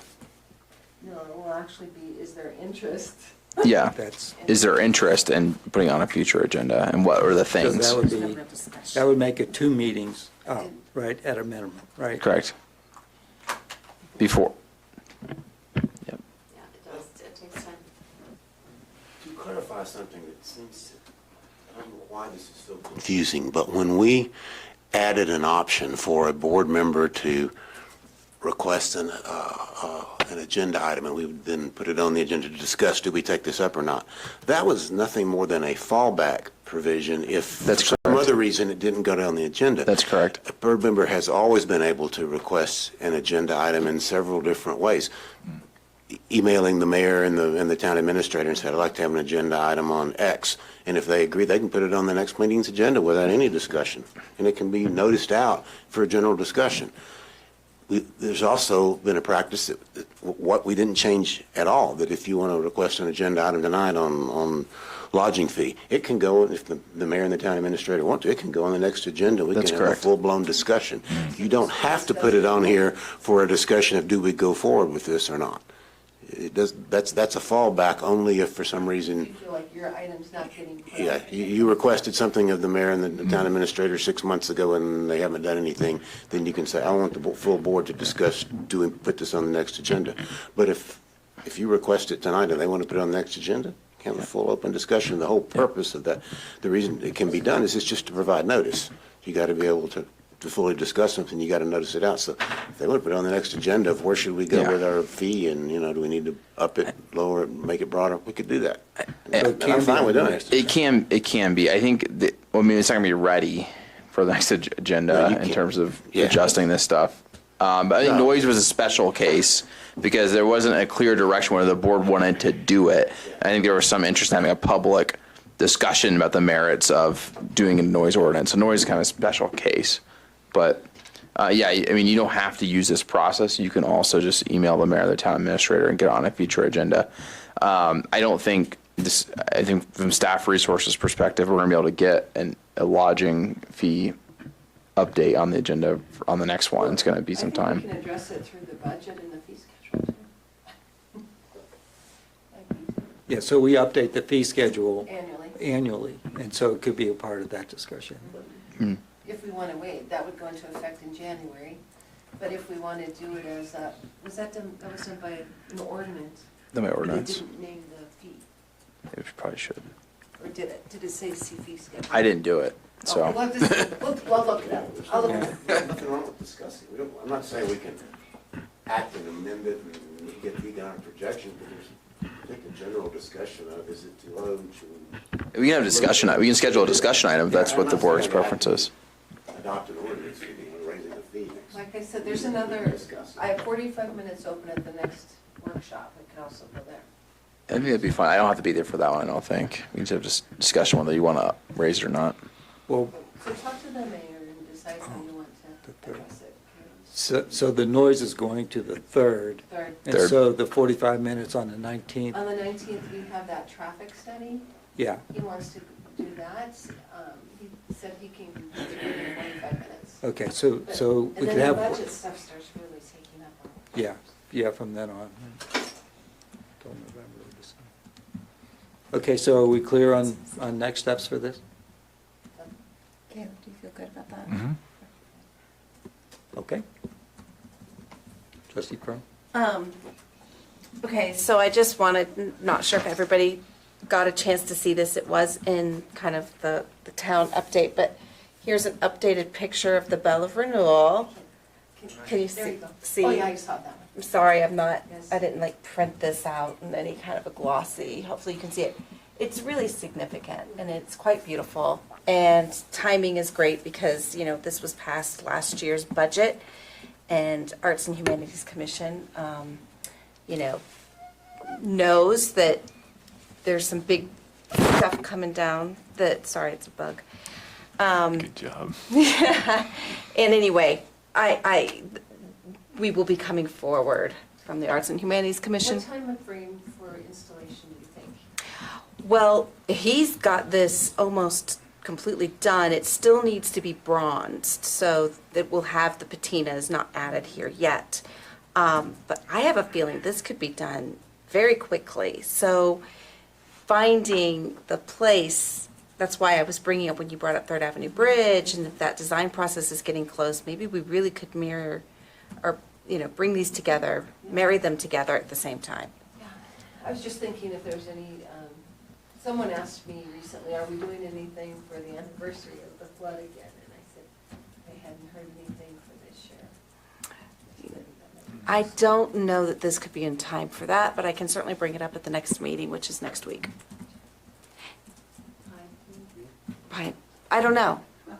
I don't know. But nonetheless, it really is significant, and you can see how heavy it is just to hold the bell alone. So it's really incredible. We're excited. Okay, that's all for now. Okay.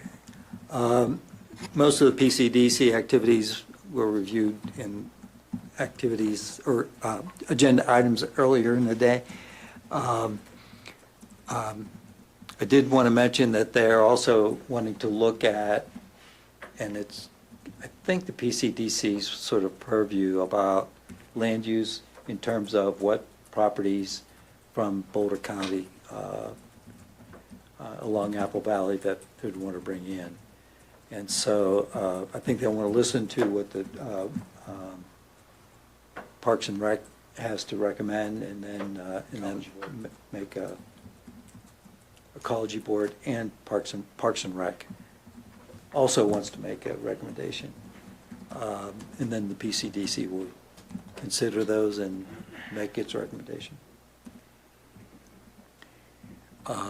And just one other thing, I think we will be offering to do a styrofoam and scrap metal pickup again this week.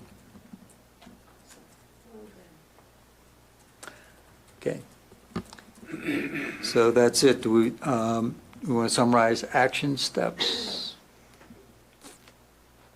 So we're going to look at the ordinance and fee schedule to do with the lodging fee policy, to get you guys some information on that, as well as revisit the STR and lodging fee policies.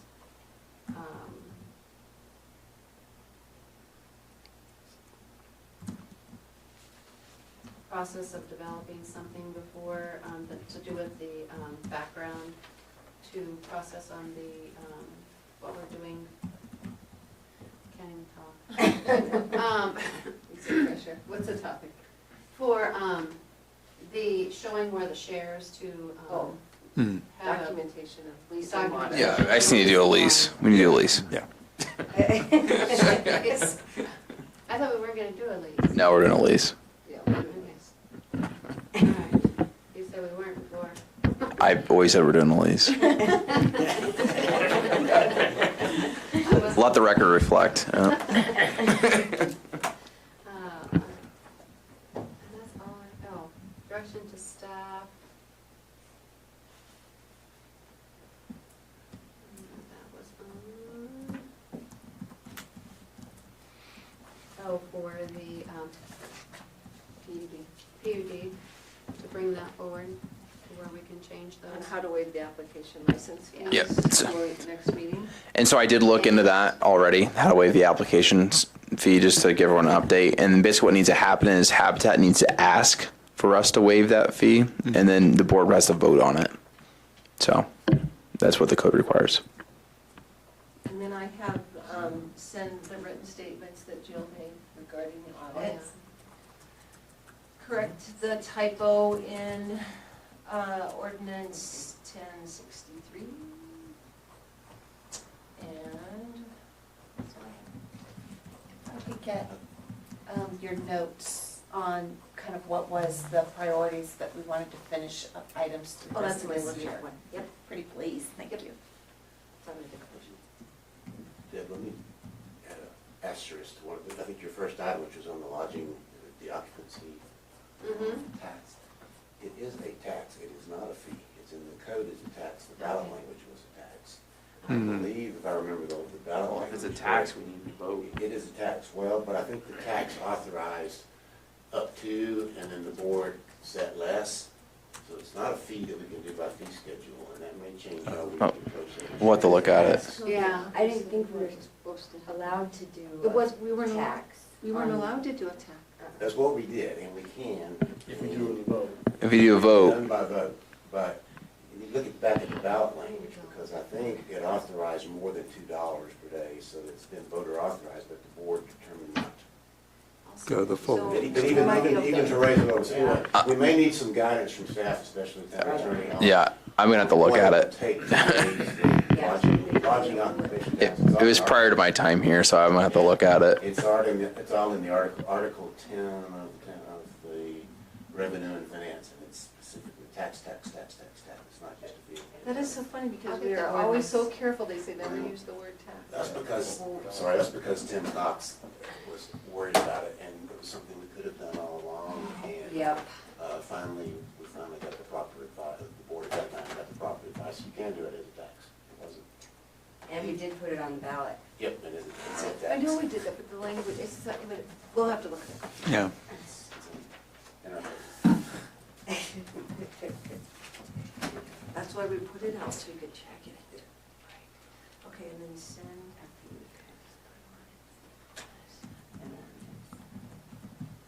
Okay, so do we have all the summary of action items? Yes. So entertain a motion. Would we know otherwise if we didn't? Just yes. Yes, some of you Believe took it? notes. I'm just teasing. Anybody else? If not, then entertain a motion for adjournment. So moved. Second. Aye. Okay, second. Everybody in favor? Aye. Aye.